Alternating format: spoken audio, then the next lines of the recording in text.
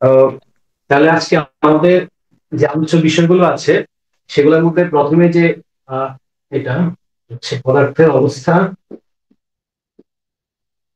পদার্থের অবস্থা। ওকে। এখান থেকে এটা হচ্ছে আমাদের আলোচ্য বিষয়।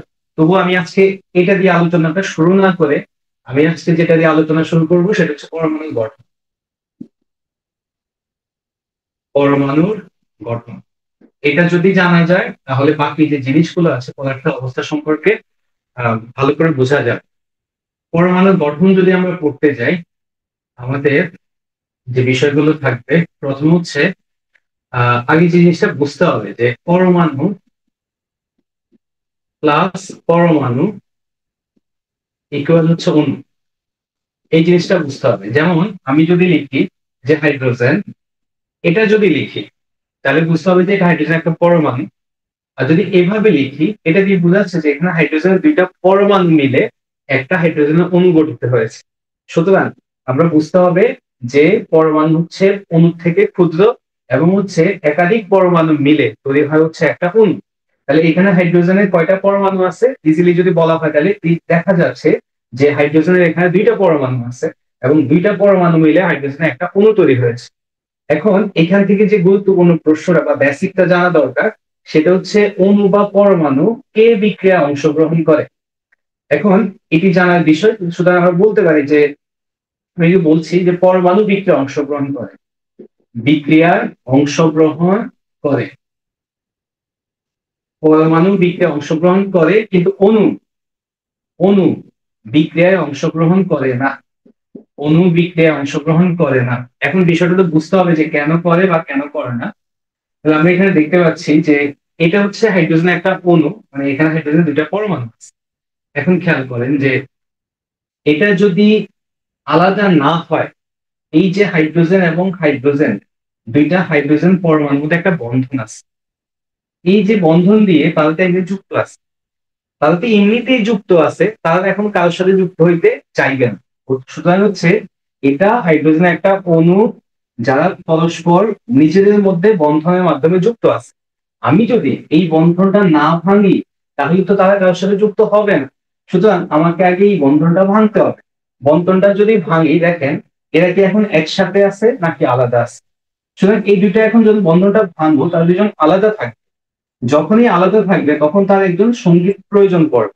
এই সঙ্গীর যখন প্রয়োজন পড়ে তখনই সে বিক্রিয়া করে। খেয়াল করেন, এটা ছিল, এটা একটু বেসিক, যারা হচ্ছে সায়েন্সে আছেন তারা তো বুঝবেন, কিন্তু যারা আর্টস বা কমার্সে তারাও বুঝবেন। তবু আমি একটু আবার ক্লিয়ার করি যদি আরেকটু শেখা যায় আর কি। সেটা হচ্ছে এই হাইড্রোজেন হাইড্রোজেনের মধ্যে একটা বন্ধন ছিল, মানে এই জিনিসটাকে, এটা দুইটা হাইড্রোজেন পরমাণু, তাকে আমি এভাবে লিখলাম। তাদের মধ্যে একটা বন্ধন ছিল, এই বন্ধন যদি আমি না ভাঙি তাহলে তারা বিক্রিয়া অংশগ্রহণ করবে না, কারণ তারা এমনি যুক্ত আছে। তারা আরেকজনের সাথে যুক্ত হইতে চাইবে না। তাকে যদি আমি যুক্ত করতে হয় তাহলে আমি এই দুজনের মধ্যে যে বন্ধনটা সেটাকে ভাঙতে হবে। ভাঙলে তখন দেখেন এটা ছিল অণু, এখন কিন্তু আলাদা হয়ে গেছে।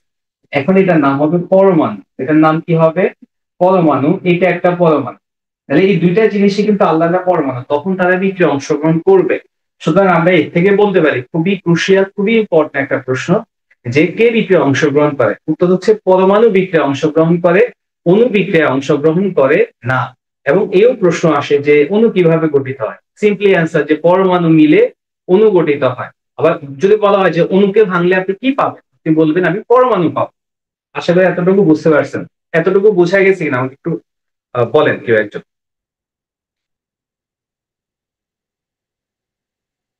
একজন একটু রেসপন্স করেন, এতটুকু বুঝা গেছে কিনা, না আবার বলতে হবে? জি স্যার, বুঝতে পেরেছি।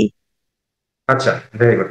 এবার হচ্ছে আমি আজকে লেকচারটা পিছন থেকে শুরু করছি, পরে ইয়েগুলাতে যাব। আচ্ছা, এবার আসা হচ্ছে, আমি এটা বুঝলাম তো, আমি পরের দিকে যাই। এখন আমরা পরমাণু গঠনে যাই। পরমাণু গঠন, পরমাণুর মধ্যে কি কি পাবো? আচ্ছা, এটা হচ্ছে একটা পরমাণু ধরেন। এটার মধ্যে মাঝখানে যেটা থাকবে তাকে আমরা বলি নিউক্লিয়াস। এটাকে আমরা বলবো নিউক্লিয়াস। এটাকে আমরা বলবো নিউক্লিয়াস। এবং এর বাইরে যে জিনিসগুলো থাকে তাকে আমরা বলবো হচ্ছে শক্তি স্তর বা কক্ষপথ। শক্তি স্তর বা কক্ষপথ। শক্তি স্তর বা কক্ষপথ। এখন দেখেন, এটা হচ্ছে নিউক্লিয়াস এবং এর পাশে যেগুলা থাকবে সেগুলাকে বলা হচ্ছে শক্তি স্তর। শক্তি স্তর বা নিউক্লিয়াস, সরি শক্তি স্তর। এটাকে আমরা বলবো শক্তি স্তর, এটাকে বলবো হচ্ছে নিউক্লিয়াস। শক্তি স্তর নাম হচ্ছে কক্ষপথ। শক্তি স্তরের অন্য নাম হচ্ছে কক্ষপথ। শক্তি স্তরের অন্য নাম কক্ষপথ, মাঝখানেটা হচ্ছে নিউক্লিয়াস। আপনার তিনটা মৌলিক কণার নাম আপনার শূন্যে থাকবে, এগুলো হচ্ছে মৌলিক কণা। এগুলোর নাম হচ্ছে, এক নম্বর হচ্ছে প্রোটন, দুই হচ্ছে ইলেকট্রন, এন্ড তিন হচ্ছে নিউট্রন। হুম, proton, electron, neutron. Proton, electron, neutron. এখান থেকে একটা জিনিস একটু মনে রাখবেন যে এখানে চার্জ গুলো আমি বলে যাই, এখানে আরো কিছু তথ্য আছে পরে আমরা জানবো। এখন যেগুলো আমাদের প্রয়োজনীয় সেগুলো জানি, বেশি দরকার নেই। প্রোটন আসে, তিনটা মৌলিক কণার কথা বললাম, একটা হচ্ছে প্রোটন, ইলেকট্রন, নিউট্রন। এবার খেয়াল করেন, প্রোটন বলতে পি দিয়ে শুরু হয়, সুতরাং এটা চার্জ মনে রাখবেন পজিটিভ চার্জ। প্রোটন লিখতে কি দিয়ে শুরু হয়? পি দিয়ে। ওকে, এটা হচ্ছে পজিটিভ চার্জ। ইলেকট্রন, এটা হচ্ছে ইলেকট্রনকে ই দ্বারা প্রকাশ করা হয়, এটা একটু মনে রাখতে হবে যে এটা হচ্ছে নেগেটিভ চার্জ। এটা নেগেটিভ চার্জ। এন্ড দেখেন নিউট্রন শব্দটা, নিউট্রন শব্দটা মনে রাখার কৌশল হচ্ছে নিউট্রাল। দেখেন নিউট্রাল, নিউট্রাল মানে হচ্ছে এটা হচ্ছে চার্জ বিহীন। মনে রাখতে হবে এটা হচ্ছে চার্জ বিহীন। আবার বলি যে আমাদের তিনটা মৌলিক কণা থাকবে, প্রোটন, ইলেকট্রন, নিউট্রন। প্রোটনকে প্রকাশ প্রকাশ করা হচ্ছে পি দিয়ে, আর এটা চার্জ মনে রাখবেন প্রোটন পি, পি মানে পজিটিভ। ইলেকট্রন ই, ই দিয়ে প্রকাশ করা হয়, এটা চার্জ হচ্ছে নেগেটিভ। এন্ড নিউট্রন, নিউট্রন মনে রাখবেন নিউট্রাল থেকে। নিউট্রাল মানে হচ্ছে এটা কোনো চার্জ নাই, চার্জ বিহীন। এখন দেখেন, এই যে নিউক্লিয়াসটা আছে এটা কি দিয়ে গঠিত হয়? এখানে দুইটা জিনিস থাকে, একটা হচ্ছে প্রোটন আর একটা হচ্ছে নিউট্রন। নিউক্লিয়াসে কি কি থাকবে? Proton plus neutron. এই যে আজকে যে জিনিসটা পড়াচ্ছি, এটা আপনি ব্যাংক জব বলেন, তারপর হচ্ছে যে কোনো চাকরি পরীক্ষার জন্য এই আজকে টপিক থেকে প্রশ্ন আসে এবং খুবই গুরুত্বপূর্ণ প্রশ্ন। এটা একটু বুঝলে দেখবেন আপনি অ্যান্সার করতে পারেন, এবং প্রশ্নটা ঘুরে ফিরে আসে আর কি, বিভিন্ন ভাবে ঘুরে ফিরে বেসিক থেকে আসে। সুতরাং আমি একটু আস্তে করে পড়াচ্ছি, আপনাদের না বুঝলে আমাকে রেসপন্স করবেন, আমি প্রশ্নগুলো সলভ করবো। আশা করি সব ক্লিয়ার হয়ে যাবে। ওকে, দেখেন আমি বললাম এটা একটা পরমাণু আমি আঁকলাম। এই পরমাণুর মাঝখানে যেটা, প্রত্যেক পরমাণু মাঝখানে থাকে হচ্ছে একটা নিউক্লিয়াস, এবং চারপাশে থাকে হচ্ছে শক্তি স্তর। এখন দেখেন, এই যে নিউক্লিয়াস, নিউক্লিয়াসে কি থাকবে? প্রোটন থাকবে, প্লাস থাকবে হচ্ছে নিউট্রন। আর এই যে কক্ষপথ গুলা আছে, এই কক্ষপথের মধ্যে থাকবে হচ্ছে আপনার ইলেকট্রন। কি থাকবে? ইলেকট্রন থাকবে। এই কক্ষপথ গুলার মধ্যে ইলেকট্রন থাকবে, এখানে অনেকগুলা ইলেকট্রন থাকতে পারে।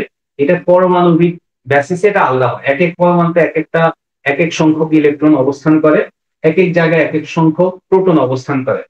এবার খেয়াল করেন, আপনি যদি একটু ভালো করে দেখেন যে এই যে জিনিসটা আঁকলাম, তার মূল বস্তুটাই কিন্তু হচ্ছে এটা, এই যে নিউক্লিয়াসটা, মানে প্রোটন এবং নিউক্লিয়াস, নিউট্রন যেখানে অবস্থান করে সেটা হচ্ছে নিউক্লিয়াস। আপনি দেখেন, এই যে শক্তি স্তরগুলো আছে ইলেকট্রন, এর মধ্যে পরিবর্তন করতে পারবেন, কিন্তু এই জিনিসটা নিউক্লিয়াস যেটা, তার মধ্যে আপনি পরিবর্তন করতে পারবেন না। এখন খেয়াল করেন যে এখানে প্রোটন আছে, এই প্রোটন কয়টা আছে? এখানে যতগুলা প্রোটন থাকবে এখানে ততগুলা ইলেকট্রন থাকবে। খেয়াল করেন, প্রোটন কি চার্জ? প্রোটন হচ্ছে পজিটিভ চার্জ। প্রোটনের চার্জ কি? প্রোটনের চার্জ হচ্ছে পজিটিভ চার্জ। আর এই যে কক্ষপথে ইলেকট্রন আছে, ইলেকট্রনের চার্জ হচ্ছে নেগেটিভ চার্জ। এখানে যতগুলা পজিটিভ চার্জ থাকবে এখানে ঠিক ততগুলাই নেগেটিভ চার্জ থাকবে, অর্থাৎ পজিটিভ ইকুয়াল নেগেটিভ। তাহলে কি হবে? এটা ব্যালেন্স অবস্থায় থাকবে। এই জন্য হয় কি, যে আপনার একটা হাইড্রোজেন পরমাণু মনে করেন আমি ধরলাম, এটা কিন্তু আমি কোনো প্লাস বা মাইনাস কিছুই কিন্তু আমি লিখি নাই, সুতরাং এটাকে আমি বলবো পরমাণু। আমি আপনাকে আবার তিনটা জিনিস বলি, আবার ক্লিয়ার হবেন। দেখেন, আমি লিখলাম হচ্ছে H2, আমি লিখলাম H, আমি লিখলাম H+, তিনটাকে কি বলে? এই যে H2টা লিখলাম, এটাকে বলা হচ্ছে হাইড্রোজেন অণু। শুধু H লিখলাম, এটাকে বলা হচ্ছে হাইড্রোজেনের পরমাণু। আর যদি H+ লিখি তাহলে বলতে হবে এটাকে হাইড্রোজেন আয়ন। এটাকে বলতে হবে হাইড্রোজেন আয়ন। খেয়াল করেন যে এই যে হাইড্রোজেন আয়নটা আছে, তার মধ্যে একটা পজিটিভ চার্জ আমি লিখছি, অর্থাৎ এটি কিন্তু এখন নিউট্রাল অবস্থায় নাই। এটি কি চার্জে আছে? পজিটিভ চার্জে আছে। যদি নিউট্রাল অবস্থায় থাকতো তাহলে হচ্ছে এটা, আর যেহেতু হচ্ছে এখানে নিউট্রাল অবস্থায় নাই, পজিটিভ চার্জ, সুতরাং বলতে হবে, বুঝতে হবে যে এখানে পি এবং ই এর মধ্যে কোনো একটা ভারসাম্যহীনতা তৈরি হয়েছে, ফলে এখানে পজিটিভ চার্জ আছে। এবার আপনি একটু চিন্তা করেন যে আপনার এখানে পজিটিভ চার্জ আছে হচ্ছে 5টা, আমি ধরলাম 5টা আছে, এখানে প্রোটন আছে 5টা বা পজিটিভ চার্জ আছে 5টা, এখানেও সমান সংখ্যক 5টা ইলেকট্রন আছে, এখানে 5টা প্রোটন আছে, এখানে 5টা ইলেকট্রন আছে। তাহলে প্রোটনের চার্জ কত? পজিটিভ, ইলেকট্রনের চার্জ হচ্ছে নেগেটিভ, অর্থাৎ পজিটিভ ইকুয়াল নেগেটিভ, অর্থাৎ শূন্য হয়ে গেছে। এখন দেখেন, আপনি তো এই যে নিউক্লিয়াসটা তার মধ্যে কোনো পরিবর্তন করতে পারবেন না, অর্থাৎ প্রোটন যা আছে ঠিক তাই থাকবে, কোনো চেঞ্জ করা যাবে না। কিন্তু আপনি ধরলেন, আমি একটু মুছে দিই, এখানে 4টা ইলেকট্রন আছে, আরেকটা ইলেকট্রন এখানে রাখলেন, এখানে কয়টা ইলেকট্রন আছে ধরলাম? 1 2 3 4 5। এখানে প্রোটন আছে 5টা, মানে 5টা পজিটিভ চার্জ আছে, এখানে 5টা ইলেকট্রন আছে, ইলেকট্রনকে ই মাইনাস দিয়ে প্রকাশ করি। ওকে, এখন দেখেন আপনি সামহাউ এই ইলেকট্রনটা, এই যে লাস্ট শেষ কক্ষপথে বা শেষ শক্তিস্তরে যে ইলেকট্রনটা আছে, আপনি এটাকে বাদ দিয়ে দেন, এটাকে বের করে দেন। এটাকে বের করে দিলে যে জিনিসটা হবে, এখানে ইলেকট্রনের সংখ্যা কত দাঁড়াচ্ছে? 4। ইলেকট্রন দাঁড়াচ্ছে এখানে 4, অর্থাৎ হচ্ছে নেগেটিভ চার্জের সংখ্যা এখানে হচ্ছে 4, আর পজিটিভ চার্জের সংখ্যা এখানে হচ্ছে 5। অর্থাৎ এখানে পজিটিভ চার্জ 5টা, ইলেকট্রন হচ্ছে 4টা, নেগেটিভ চার্জ 4টা। তাহলে দেখেন 5 থেকে যদি আমি 4 বিয়োগ, আচ্ছা এখানে আমি এভাবে লিখে তাহলে বুঝতে পারবেন, আমার এখানে পজিটিভ চার্জ আছে কয়টা বললাম? 5টা, 1 2 3 4 5। নেগেটিভ চার্জ ছিল হচ্ছে 1টা 2টা 3টা 4টা 5টা, সমান সমান ছিল যখন এটা চার্জ নিরপেক্ষ ছিল।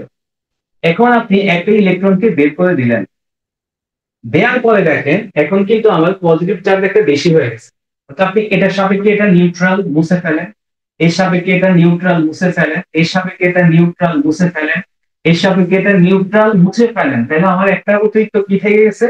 একটা পজিটিভ চার্জ বেশি হয়ে গেছে। সুতরাং তখন আমরা এটাকে লিখি হচ্ছে এই যে চার্জ হিসেবে কোনো একটা মৌল লিখলাম, মনে করি হাইড্রোজেন লিখলাম, লিখলাম প্লাস। অর্থাৎ এই প্লাস দেখে আমি কি বুঝবো বলেন? যে এই হাইড্রোজেনে একটা ইলেকট্রন কম আছে, এই হাইড্রোজেনে একটা ইলেকট্রন কম আছে, তা আমি লিখলাম হচ্ছে হাইড্রোজেন প্লাস। এবার আসলে হচ্ছে আমি আরেকটা জিনিস লিখি, ক্লোরিন মাইনাস। এটা মানে কি? অর্থাৎ ক্লোরিন, এটা নিয়ে এত গাধান দিষ্ট, এটা মানে কি বিষয়টা বলি। বিষয় হচ্ছে দেখেন,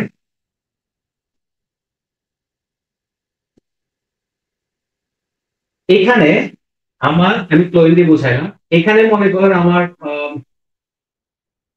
এখানে মনে করেন আমার 7টা আছে, 7টা মনে করেন নেগেটিভ পজিটিভ চার্জ আছে ধরলাম, আর এখানে হচ্ছে ধরেন 7টা আছে, 4 3 7 ইলেকট্রন ইলেকট্রন ইলেকট্রন। এখন দেখেন এই যে 7টা এখানে ধরলাম, এখানে আছে হচ্ছে 7টা। আপনার এখানে যদি এখন ইলেকট্রন একটা গ্রহণ করে বাইরের থেকে একটা ইলেকট্রন গ্রহণ করে, তাহলে ইলেকট্রন যদি একটা গ্রহণ করে, খেয়াল করেন এখানে ধরলাম হচ্ছে 7টা আছে, আমি এক্স ধরলাম, এখানে ধরলাম হচ্ছে 7টা আছে। 7টা থাকলে 7টা পজিটিভ চার্জ, 1টা 2টা 3টা 4টা 5টা 6টা 7টা, আর এখানে ছিল হচ্ছে 7টা নেগেটিভ আয়ন।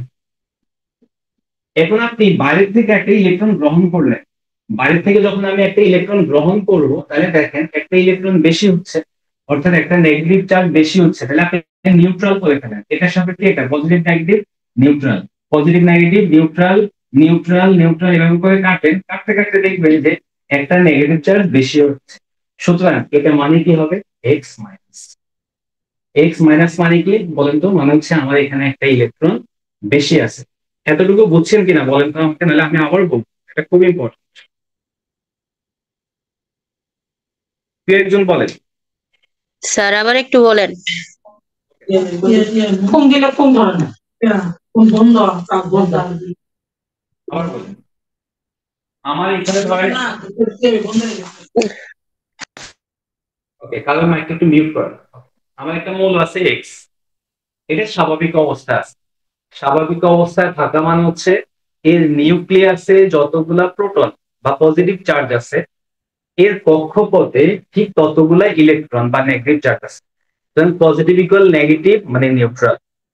কিন্তু সামহাউ আপনি বাইরে থেকে একটা ইলেকট্রন গ্রহণ করলেন, অর্থাৎ আপনার এই কক্ষপথে একটা ইলেকট্রন এসে যুক্ত হইল, আগে ছিল এখানে মনে করেন 7টা প্রোটন, ছিল 7টা ইলেকট্রন।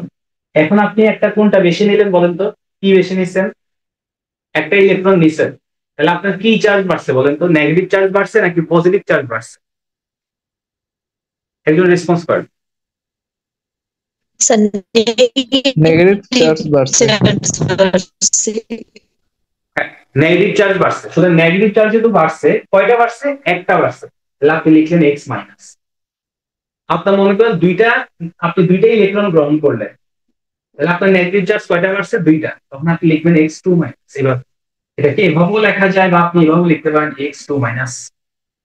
আচ্ছা, পক্ষান্তরে আপনার এখানে 7টা প্রোটন আছে, তো এখানে 7টা মনে করেন ইলেকট্রন আছে, আপনি দুইটা ইলেকট্রন ছেড়ে দেবেন। দুইটা ইলেকট্রন যখন ছেড়ে দেবেন, তাহলে আপনার দুইটা ইলেকট্রন কমে গেছে, আপনার পক্ষান্তরে দুইটা কি বেড়ে গেছে বলেন তো? কেউ কেউ বলেন। আপনি দুইটা ইলেকট্রন ছেড়ে দিলেন, সমান সমান আছে, দুইটা ইলেকট্রন প্রোটন বেড়ে যাবে স্যার। বেড়ে যায়, আমার হচ্ছে দুইটা পজিটিভ বাড়বে, হচ্ছে 2 প্লাস, এভাবে লিখ। এতটুকু ক্লিয়ার আছে কিনা বলেন তো? জি স্যার।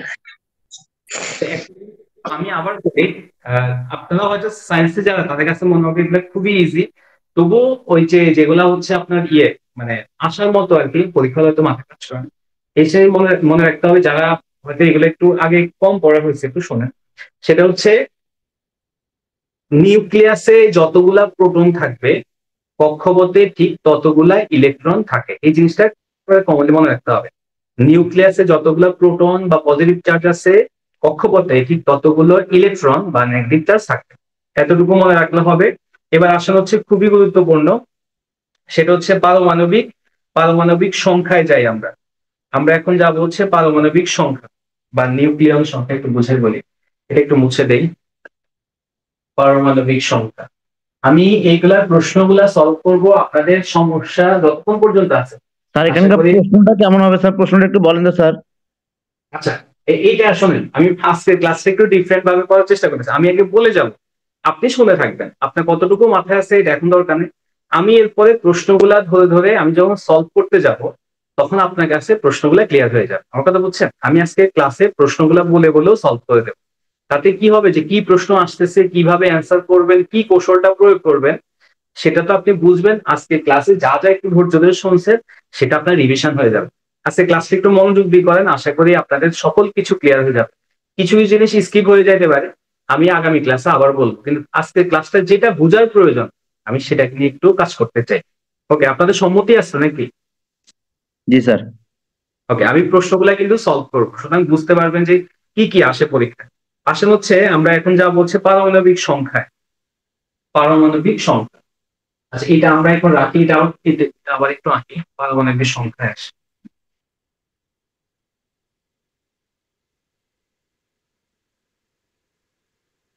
আচ্ছা, পারমাণবিক সংখ্যা মানে আমি যেটা বইতে যেগুলো আছে সেগুলো দিয়ে বুঝাই। সেটা হচ্ছে, এটা মনে রাখবেন, পারমাণবিক সংখ্যা। পারমাণবিক সংখ্যা মানে মনে রাখবেন যে প্রোটন সংখ্যা। পারমাণবিক সংখ্যা মানে হচ্ছে প্রোটন সংখ্যা। আচ্ছা, এখন আমি আপনাদেরকে একটা ক্লু দিই। পারমাণবিক সংখ্যা মানে আপনি বুঝলেন প্রোটন সংখ্যা। আমি বললাম আপনাকে যে একটু একটু মাথায় চিন্তা করেন কিভাবে প্রশ্নগুলো আসতে পারে, যে কক্ষপথে কার্বনের কক্ষপথে ইলেকট্রন ইলেকট্রন সংখ্যা, কার্বনের কক্ষপথে ইলেকট্রন সংখ্যা সমান হচ্ছে 6। কার্বনের কক্ষপথে ইলেকট্রন সংখ্যা সমান 6। আমি আপনাকে বললাম যে তাহলে কার্বনের পারমাণবিক সংখ্যা কত বলেন তো? না, আপনি ট্রাই করেন, আমি আপনাকে বুঝাই বলবো কিভাবে করবেন। 6 হবে স্যার।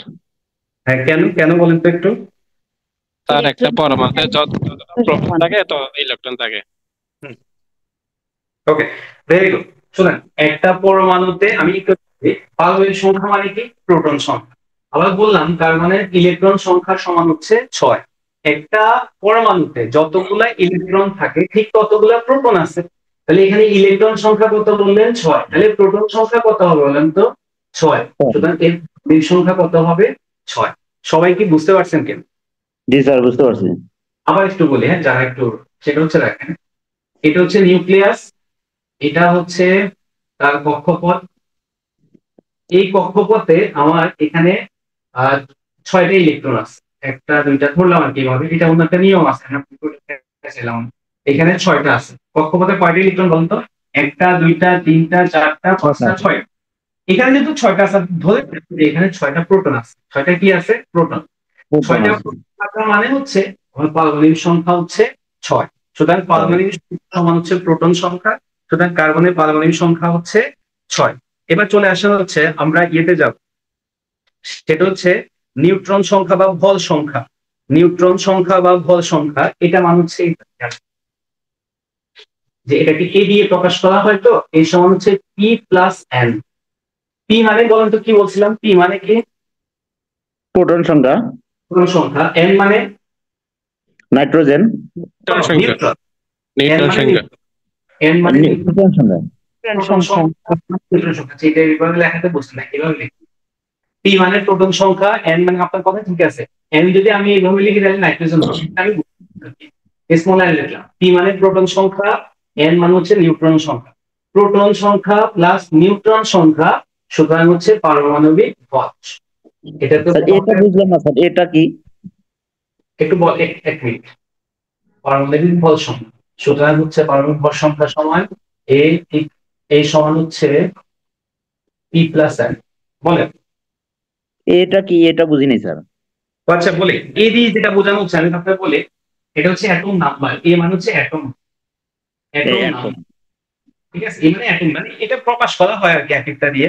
এটা আপনার জন্য বেশি কিছু ইম্পর্টেন্ট না। যেমন হচ্ছে পারমাণবিক সংখ্যা প্রকাশ করা হয় হচ্ছে জেড দিয়ে, পারমাণবিক সংখ্যা প্রকাশ করা হয় কি দিয়ে?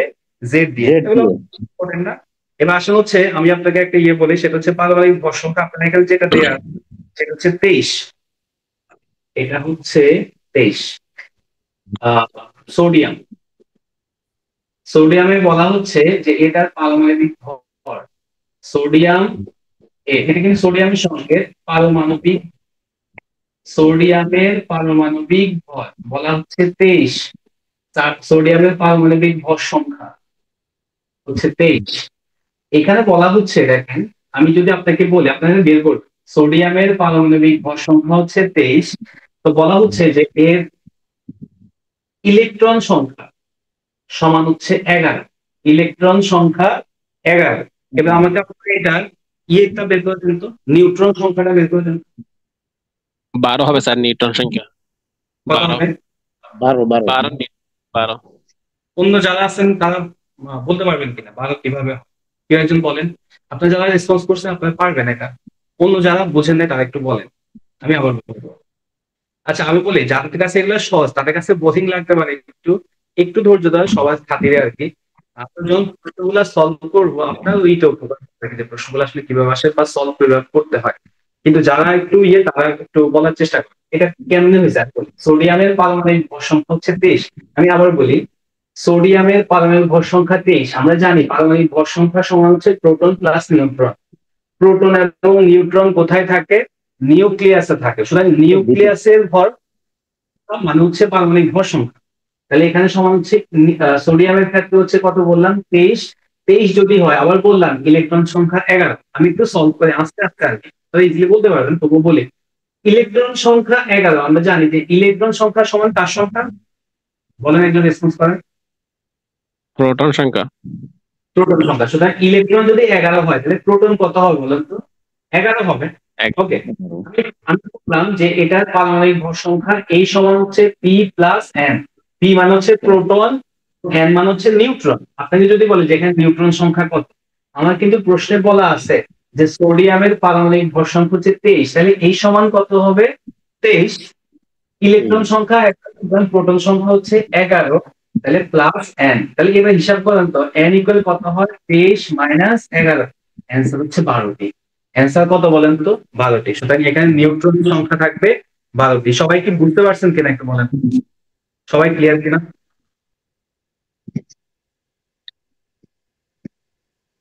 সবাই ক্লিয়ার কিনা বলেন। Clear sir. ওকে, সবাই যদি ক্লিয়ার হন এবার হচ্ছে এই জিনিসটা একটু বলে রাখি।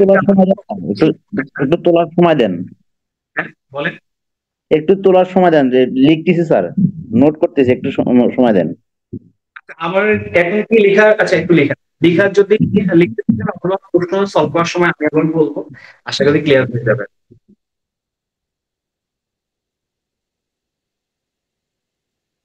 Okay sir. ওকে, আচ্ছা এবার আসলে হচ্ছে এই জিনিসটা আপনার জেনে রাখেন শুধু, হ্যাঁ, অ্যাভোগাড্রো সূত্র, বেশি প্রেশার দরকার নেই, অ্যাভোগাড্রো সূত্র এটা বেশি ইম্পর্টেন্ট না, কিন্তু আসলে কোশ্চেন থাকতে বোঝা যায় না, যে কোনো সময় আসতে পারে। অ্যাভোগাড্রো সূত্র, অ্যাভোগাড্রো সূত্র কি বলতে চাইছে, অ্যাভোগাড্রো সূত্র কি বলতে চাইছে একটু কথা।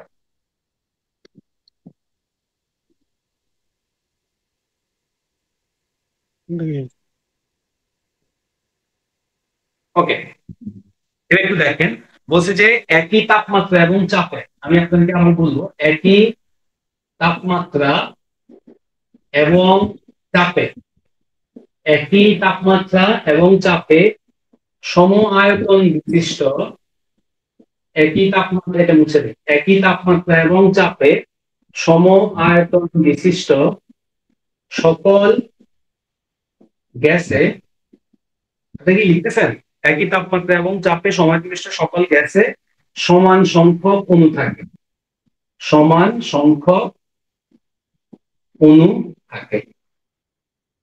তো বলছে এটা যে একটা মান আছে, এই মানটা হচ্ছে, আচ্ছা একটা সূত্রটা শুন, একই তাপমাত্রা এবং চাপে সম আয়তন বিশিষ্ট সকল গ্যাসে সমান সংখ্যক অণু থাকে। ওকে, মানে আপনি হাইড্রোজেন নেন, আপনি নাইট্রোজেন নেন, আপনি অক্সিজেন নেন, আপনি যে গ্যাসই নেন না কেন, সেটা যদি একই তাপমাত্রা হয় এবং একই চাপে নেন এবং সম আয়তন নেন, তাহলে কি হবে কি, যে আপনি দেখবেন যে সবগুলাতে একই সংখ্যক অণু আছে, একই সংখ্যক অণু আছে। মনে করেন আপনার ওখানে যদি অক্সিজেনের যদি এই তাপমাত্রা, এই চাপে এবং এই আয়তনে 100টা অণু থাকে, নাইট্রোজেনও 100 অণু থাকবে, হাইড্রোজেনও 100 অণু থাকবে।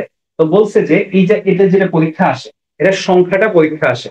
তো বলছে বলছে কোন বস্তুর এক মোলে অণু সংখ্যা, কোন বস্তুর এক মোলে অণু সংখ্যা, এটাই পরীক্ষা আসে, কোন বস্তুর এক মোল, এটা একটু পরে বুঝবেন, এখন এটা আমি যাব না। কোন বস্তুর এক মোলে অণু সংখ্যা, কোন বস্তুর এক মোলে অণু সংখ্যা হচ্ছে 6.023 ইন্টু 10⁻23। এটা খুবই ইম্পর্টেন্ট সংখ্যাটা, কত বলছি বলেন তো, অ্যাভোগাড্রোর সংখ্যা অনুসারে কোন পদার্থের এক মোলে 6.023 ইন্টু 10⁻23টি অণু থাকে।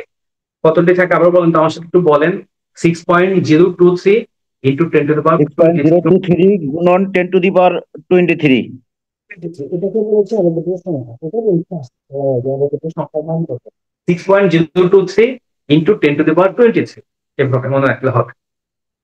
ওকে, এবার আসলে হচ্ছে কয়েকটা শব্দ বলি, এটা আপনার শুনে রাখলে হবে, আমরা প্রশ্ন যদি পাই সলভ করবো। সেটা হচ্ছে পরমাণুর বিভিন্ন মডেল আছে। এই যে আমি একটু আগে আপনাকে পরমাণুটা আঁকলাম, যে মাস্টার নিউক্লিয়ার, চারপাশে কক্ষপথ, যখন মানে এই পরমাণু এগুলো আবিষ্কার হয় না, যে পরমাণু দেখতে কেমন, তখন বিভিন্ন বিজ্ঞানী বিভিন্ন রকম মডেল দিয়েছে, যেটা হ্যাঁ পরমাণুটা বোধহয় এমন, কেউ বলছে না পরমাণুটা এমন এভাবে কাজ করে, কেউ বলছে এটা সূর্যের মতো কাজ করে, মাঝখানে সূর্য থাকে, চারপাশে গ্রহগুলা ঘুরে, এভাবে অনেকগুলা মতবাদ আপনারা স্কুলেও পড়ে আসছেন। তাহলে কিছু মতবাদের নাম শুধু জেনে রাখলে হবে, আর বেশি কিছু দরকার নেই। সেটা হচ্ছে রাদারফোর্ডের পরমাণু মডেল, বোরের পরমাণু মডেল, বলে দিই যা ইয়ে করার, একটা হচ্ছে রাদারফোর্ডের পরমাণু মডেল, তারপরে হচ্ছে বোরের পরমাণু মডেল, এখানে পরমাণু মডেল, রাদারফোর্ডের পরমাণু মডেল, বোরের পরমাণু মডেল, আর হচ্ছে কোয়ান্টাম বলবিদ্যা পরমাণু মডেল, কোয়ান্টাম বলবিদ্যা। এই তিনটা জিনিস জানলে হবে, যে রাদারফোর্ডের পরমাণু মডেল, বোরের পরমাণু মডেল, আর হচ্ছে কোয়ান্টাম বিদ্যা পরমাণু মডেল। ওকে, এবার আমি ইম্পর্টেন্ট আরেকটা জিনিসে চলে যাই, যেটা আপনার জন্য খুবই খুবই এসেনশিয়াল। সেটা হচ্ছে যাই, আচ্ছা, খুব খুব খুব ইম্পর্টেন্ট এখনকার যেটা পড়াবো, খুব ইম্পর্টেন্ট। আচ্ছা, মাঝখানে আমি আপনাদেরকে একটা কথা বলি, এটা খুবই ইম্পর্টেন্ট বলি, এই এখন যা পড়ালাম সেটার উপর। আমি একটা হাইড্রোজেন আঁকি, এই যে আমরা হাইড্রোজেন লিখি না, হাইড্রোজেন লিখি তো হাইড্রোজেনের অণু বললে কি লিখবো? H2S বলেন তো, একজন রেসপন্স করেন। হাইড্রোজেন যদি অণু বলি H2 হবে H2 হবে। যদি পরমাণু বলি তো স্যার শুধু এইচ। wait, এখানে আমি এই একটা পরমাণু আঁকবো।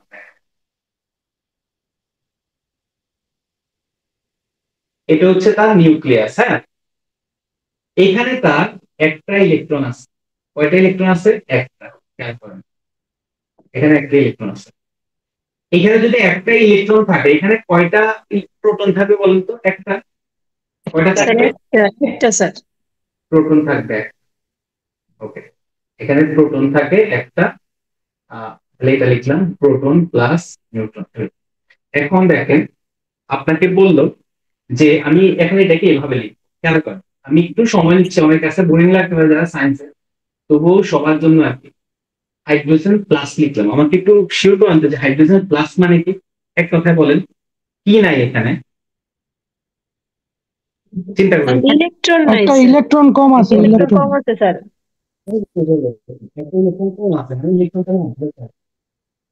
ইলেকট্রনটা নাই। ইলেকট্রন ছিলই একটা, এখন আর কোনো ইলেকট্রন নাই। কিন্তু শুধু কি আছে বলেন তো? তাহলে এই পুরো পরমাণুর মধ্যে এখন কি আছে? শুধু প্রোটন আছে, বলতে পারি না। আর শুধু প্রোটন আছে। এই জন্য এই জি, স্যার। হাইড্রোজেন প্রোটন কি বলা হয়? প্রোটন। হাইড্রোজেন আয়নকে কি বলা হয়? প্রোটন। মনে থাকবে কিনা সবার? বুঝছেন? এই হাইড্রোজেনের মধ্যে একটা ইলেকট্রন ছিল, সেটা যদি ত্যাগ করে দেয় তাহলে ইলেকট্রন চলে গেছে, তাহলে পজিটিভ চার্জ একটা বেড়ে গেছে। সুতরাং তখন যেহেতু শুধুমাত্র এর মধ্যে প্রোটন আছে, নিউট্রনের সংখ্যা এখানে কাউন্টেবল না, যেহেতু শুধু প্রোটন আছে, তখন আমরা এই হাইড্রোজেন আয়নকে আমরা এটাকে বলি হাইড্রোজেন আয়ন। হাইড্রোজেন আয়ন বা প্রোটন। হাইড্রোজেন আয়ন বা প্রোটন। আপনি যদি কেউ প্রশ্ন করে যে হাইড্রোজেন আয়নে কি নাই, আপনি কি নাই বলবেন বলেন তো? ইলেকট্রন। ইলেকট্রন প্রশ্ন যদি জটিল আসে, ঠিক এভাবে আসতে পারে, মানে প্রশ্নটা ঘুরে ফিরে ব্যাংক জবেও আসে, এগুলা এগুলা ইজি। আমি আপনাদেরকে একটু সময় লাগবে, আমি আপনাকে বলি কিছু কিছু টপিক হয়তো বাদ যাইতে পারে, বাট আমি এগুলা ক্লিয়ার করবো আপনাদের। আমি চাচ্ছি আপনাদের কাছে ক্লাসটা যাতে মানে বুঝার ক্লাস হয়। আমি সংখ্যাগত যে এই টপিক পড়ে ফেলছি, ওই টপিক পড়ে ফেলছি, বিষয়টা এরকম না। আমি কোয়ালিটি পড়া চাচ্ছি আজকে, যে আপনার যাতে এই বিজ্ঞান পড়াটা কাজে লাগে, এই জন্য। আচ্ছা, এবার আসলে হচ্ছে পরীক্ষার জন্য, মানে আপনি এটা না পড়ে গেলে মনে করেন বিজ্ঞান আপনি পড়ে যান না, এরকম একটা অবস্থা আসবে। আপনারা শুনছেন এই টপিক গুলা, যেহেতু প্রিপারেশন শুরু করছেন, সেটা হচ্ছে আইসোটোপ। হ্যাঁ, আইসোটোন। একটা হচ্ছে আইসো বাস। কি কি বলছি একটু মুখে বলে দেখান তো? Isotope, isotone, isobar. Isotope, isotope, isotone, isobar. Isobar, isotope, isotone, isobar. এখন দেখেন, আমি প্রথমে আইসোটোপটা বলি। সিম্পল কথা, হ্যাঁ, সিম্পল কথা।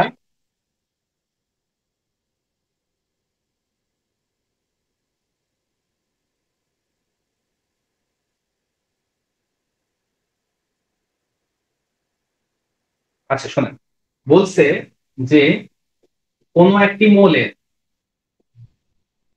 কোন একটি মৌলের, আচ্ছা আমি আপনাকে বলি, আর এই শর্টকাটটা আগে বলি, তারপর আপনি সংজ্ঞাটা বলুন। আইসোটোপ মানে হচ্ছে সমান প্রোটন, এটা মনে রাখলে হবে, বুঝে নেব পরে। আইসোটোন মানে সমান নিউট্রন, আইসোবার মানে সমান ভর। কি কি বলছে বলেন তো? আইসোটোপ মানে সমান কি? প্রোটন। আইসোটোন মানে সমান নিউট্রন। আইসোবার মানে সমান ভর। কৌশল বলি পরীক্ষার জন্য, মনে করেন ট্রিপল স্টার, খুবই ইম্পর্টেন্ট মনে রাখার কৌশলটা বলি, আপনি যে কোনো সময় অ্যান্সার করতে পারবেন। প মানে আইসোটোপে প আছে কিনা বলেন তো? লাস্টে প আছে, মনে রাখবেন প দিয়ে প্রোটন সংখ্যা সমান। আইসোটোন লিখতে লাস্টে দন্তন্য আছে, মানে কি সমান হবে বলেন তো? নিউট্রন সমান। পারে ব আছে, ব মানে মনে রাখবেন ভর সংখ্যা সমান। বলেন তো, এবার আমাকে বলেন প্রোটন সংখ্যা সমান হলে কি বলবেন? আইসোটোপ। নিউট্রন সংখ্যা সমান? আইসোটোন। ভর সংখ্যা সমান? আইসোবার। হয়ে গেছে পড়া, এটাই পরীক্ষা আসে, ঠিক আছে? মানে এখন তো বোঝানোর বিষয় আছে নাকি, যদি প্রশ্নটা ঘুরে গেছে। আমি আপনাকে 3টা শব্দ লিখি, এটা ইম্পর্টেন্ট যেটা লিখতেছি, খেয়াল করেন। বলছে এভাবে যে 1 1, তারপর লিখছে হচ্ছে 2 1 3 1। এবার বুঝেন, এখানে হচ্ছে খেয়াল করেন যে এটা হচ্ছে তার ভর সংখ্যা। এটা কি সংখ্যা বলেন তো? ভর সংখ্যা। এটাও ভর সংখ্যা, এটাও ভর সংখ্যা। খেয়াল করেন যে এটাকে বলা হচ্ছে প্রোটিয়াম। এটাকে কি বলা হয়? প্রোটিয়াম। এখানে 2 আছে, 2 থাকলে বলা হয় ডিউটেরিয়াম। 2 মানে ডিউটেরিয়াম, ডিও মানে হচ্ছে 2, ডিও মানে 2, ডাই মানে 2, তাহলে ডিউটোরিয়াম। এটাকে বলা হচ্ছে ট্রিটিয়াম। এখানে কত আছে? 3 আছে, 3 থেকে ট্রাই, ট্রাই থেকে ট্রিটিয়াম। আবার বলি, এটার নাম কি বলেন তো? Protium, deuterium, tritium. আমি একটু লিখে দিই, আপনারা যেটা পাবেন। এটার নাম হচ্ছে প্রোটিয়াম, এটার নাম হচ্ছে ডিউটেরিয়াম, এটার নাম হচ্ছে ডিউটেরিয়াম, এটার নাম হচ্ছে ট্রিটিয়াম, এটার নাম হচ্ছে ট্রিটিয়াম। একটু লিখে নেন তো সবাই, প্রোটিয়াম, ডিউটেরিয়াম এবং ট্রিটিয়াম।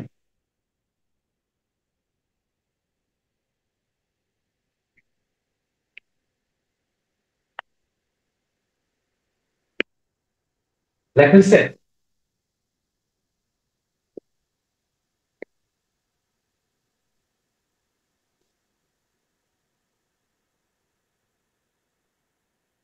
আচ্ছা, এবারে বলি, একটা মৌল আমি যখন লিখবো, তার এখানে লেখা থাকে তার প্রোটন সংখ্যা। এখানে লেখা থাকে কি? প্রোটন সংখ্যা। আমি একটু লিখে দিই, তাহলে এটা মনে থাকবে। এভাবে লেখা, এখানে এই পাশে লিখবেন প্রোটন সংখ্যা। আমি বলতেছি আমার মুখে, প্রোটন সংখ্যা, পারমাণবিক ভর সংখ্যা, পারমাণবিক ভর সংখ্যা। তারপরে এখানে লিখবেন যেটা, এখানে লিখবেন হচ্ছে, এখানে আবার আধান সংখ্যা লেখে, এখানে লিখবেন হচ্ছে পরমাণু সংখ্যা, পরমাণুর সংখ্যা। এখানে লিখবেন পরমাণুর সংখ্যা।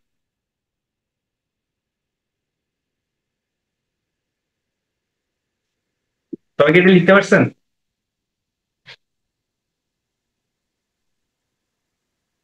ওকে, এবার খেয়াল করুন, এখানে হাইড্রোজেনের এখানে কত দেয়া আছে বলুন তো? রেসপন্স করেন, এখানে কত? স্যার একটি প্রোটন। একটি প্রোটন, মানে পারমাণবিক সংখ্যা কত এটা বলেন তো? পারমাণবিক সংখ্যা কত বলেন তো? 1। এটা পারমাণবিক ভর সংখ্যা কত আছে বলেন? 1। 1, মানে ই প্রোটন প্লাস নিউট্রন সমান 1। ওকে, এখানে খেয়াল করেন প্রোটন সংখ্যা কত আছে বা 1। পারমাণবিক সংখ্যা কত আছে?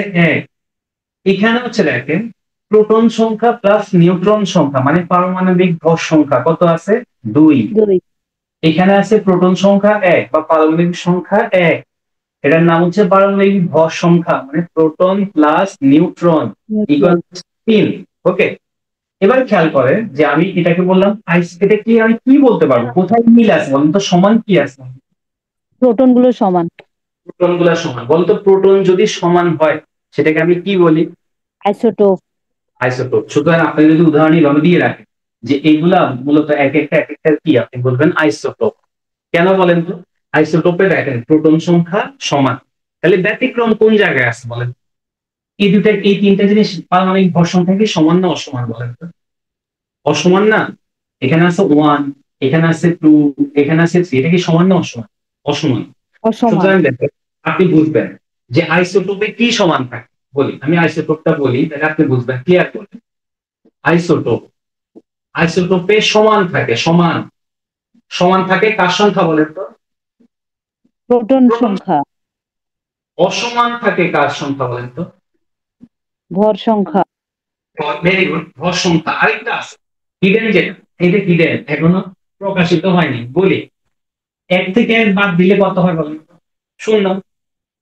মানে 1 থেকে যখন আমি পারমাণবিক ভর সংখ্যা থেকে প্রোটন সংখ্যা বাদ দেবো, তাহলে আমি কার সংখ্যা পাবো?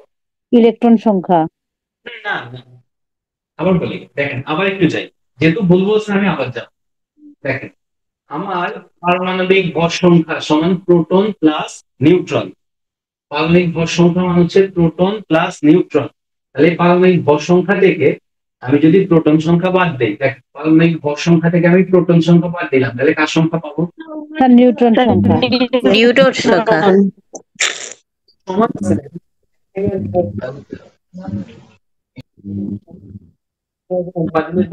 সমান না অসমান? বলে নিউট্রন সংখ্যা সমান না অসমান? স্যার অসমান। সমান। তাহলে আমার অসমান আছে হচ্ছে ভর সংখ্যা এবং হচ্ছে নিউট্রন সংখ্যা। ওকে, ক্লিয়ার? এটা একটু নোট করতে পারেন যে আইসোটোপে সমান থাকে প্রোটন, অসমান থাকে ভর প্লাস নিউট্রন। ঠিক আছে? আর যে সূত্রটা পরে লিখছেন কিনা আমি জানি না, আবার একটু না লিখে এটা অবশ্যই লিখবেন, এটা অবশ্যই লিখবেন। সেটা হচ্ছে এটা, সেটা হচ্ছে পারমাণবিক ওই যে ভর সংখ্যা, পারমাণবিক ভর সংখ্যা সমান পি প্লাস এন, বা আপনি বাংলায় লিখতে পারেন যে প্রোটন সংখ্যা প্লাস নিউট্রন সংখ্যা, প্রোটন সংখ্যা প্লাস নিউট্রন সংখ্যা। আবার নিচে লিখবেন পারমাণবিক সংখ্যা সমান প্রোটন সংখ্যা। এই দুইটা জিনিস লিখে রাখলে আপনি যে কোনো ভাবে এটা বের করতে পারবেন। ওকে, একটু লিখে নেন কুইকলি।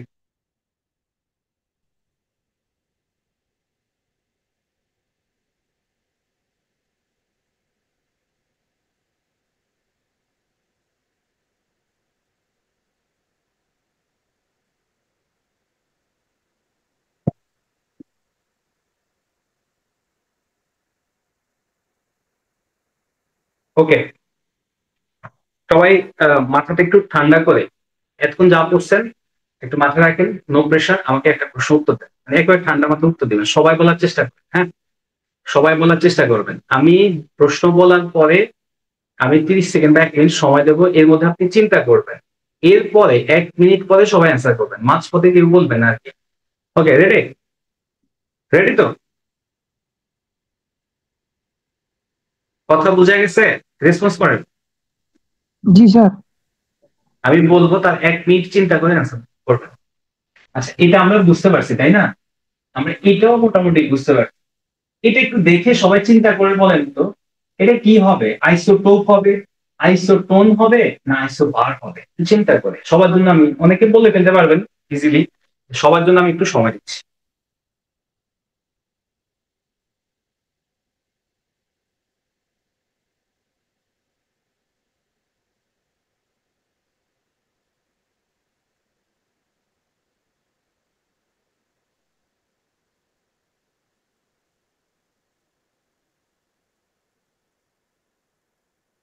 এটা ওকে, একটু চিন্তা করেন আমাদের আইসোটোন হবে।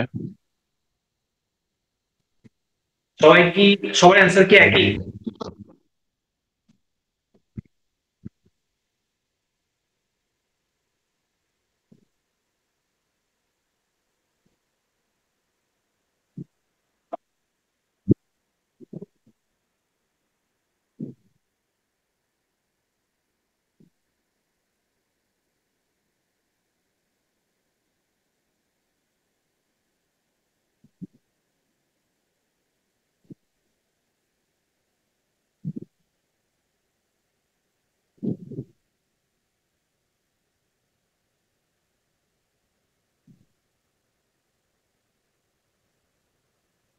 ওকে, এবার বলেন এটা কি হবে?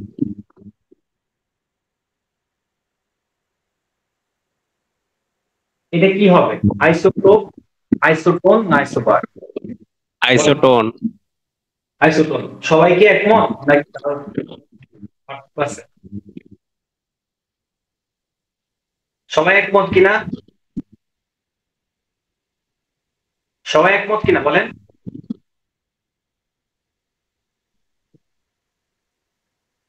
কনফিউজড? আচ্ছা, একমত নাকি কনফিউজড বুঝতে পারতেছেন? স্যার একটু বুঝতে পারতেছি না। একমত। এই যে আমি এটা ভেরি গুড, বুঝতে পারতেছেন না? মানে বলতে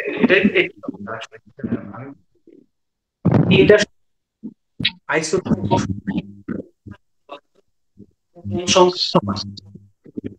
আইসোটোন নিউট্রন সংখ্যা সমান, বার ভর সংখ্যা সমান।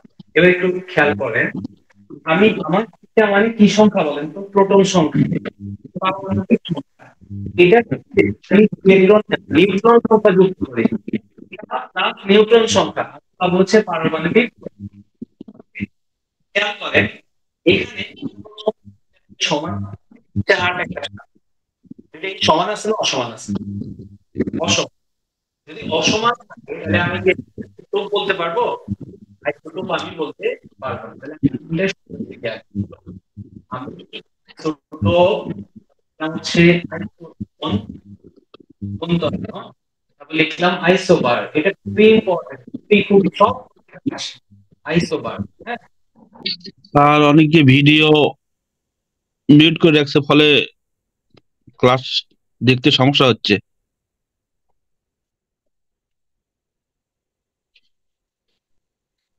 সবাইকে ভিডিও অফ করতে বলুন, মিউট করতে বলুন।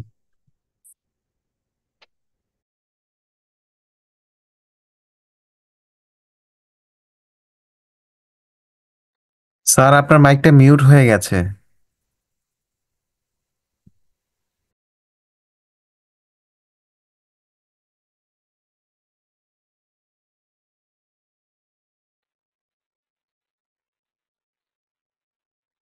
ওকে, এবার কথা শোনা যাচ্ছে? জি স্যার, শোনা যাচ্ছে। স্যার কথা শোনা যাচ্ছে, বাট অন্য কেউ যখন কথা বলে তখন আপনার স্ক্রিনটা চলে যায়, যে কথা বলে তার প্রোফাইলটা আচ্ছা, এই ভিডিও ক্ষেত্রে যায়। সবাই স্যারের প্রোফাইলটাকে পিন করে নেন। আপনার আপনার ডিসপ্লের মধ্যে স্যারের যে প্রোফাইলটা আছে, প্রোফাইলের পাশে দেখেন 3 ডট একটা অপশন আছে, সেখান থেকে স্যারকে পিন করে দেন। তাহলে অন্য কেউ কথা বললে অন্য কারো স্ক্রিন আসবে না। সবাই এটা করে নেন, তাহলে এই সমস্যাটা আর হবে না। স্যারের প্রোফাইলটাকে পিন করে নেন সবাই। হবে কিভাবে করতে হবে স্যারের একবার বলুন। প্রোফাইলটা দেখেন, স্যারের যে পার্টিসিপেন্টে ক্লিক করেন, পার্টিসিপেন্টে ক্লিক করে দেখেন জি, স্যারের যে নামটা আসে বা স্যারের প্রোফাইলটা আসে, সেটার পাশে 3টা ডট ওয়ালা চিহ্ন আছে, ওখান থেকে পিন লেখা আছে, তাহলে পিন করে দেন। আর কারো প্রোফাইল শো করবে না স্যারেরটা সারা। বিসিএস জার্নি হস্ট, এটা এখানে না, ওইটা না, স্যারের প্রোফাইল দেখেন, শ্রীকান্ত সাহা আছে লেখা, স্যারের ছবি আছে দেখেন।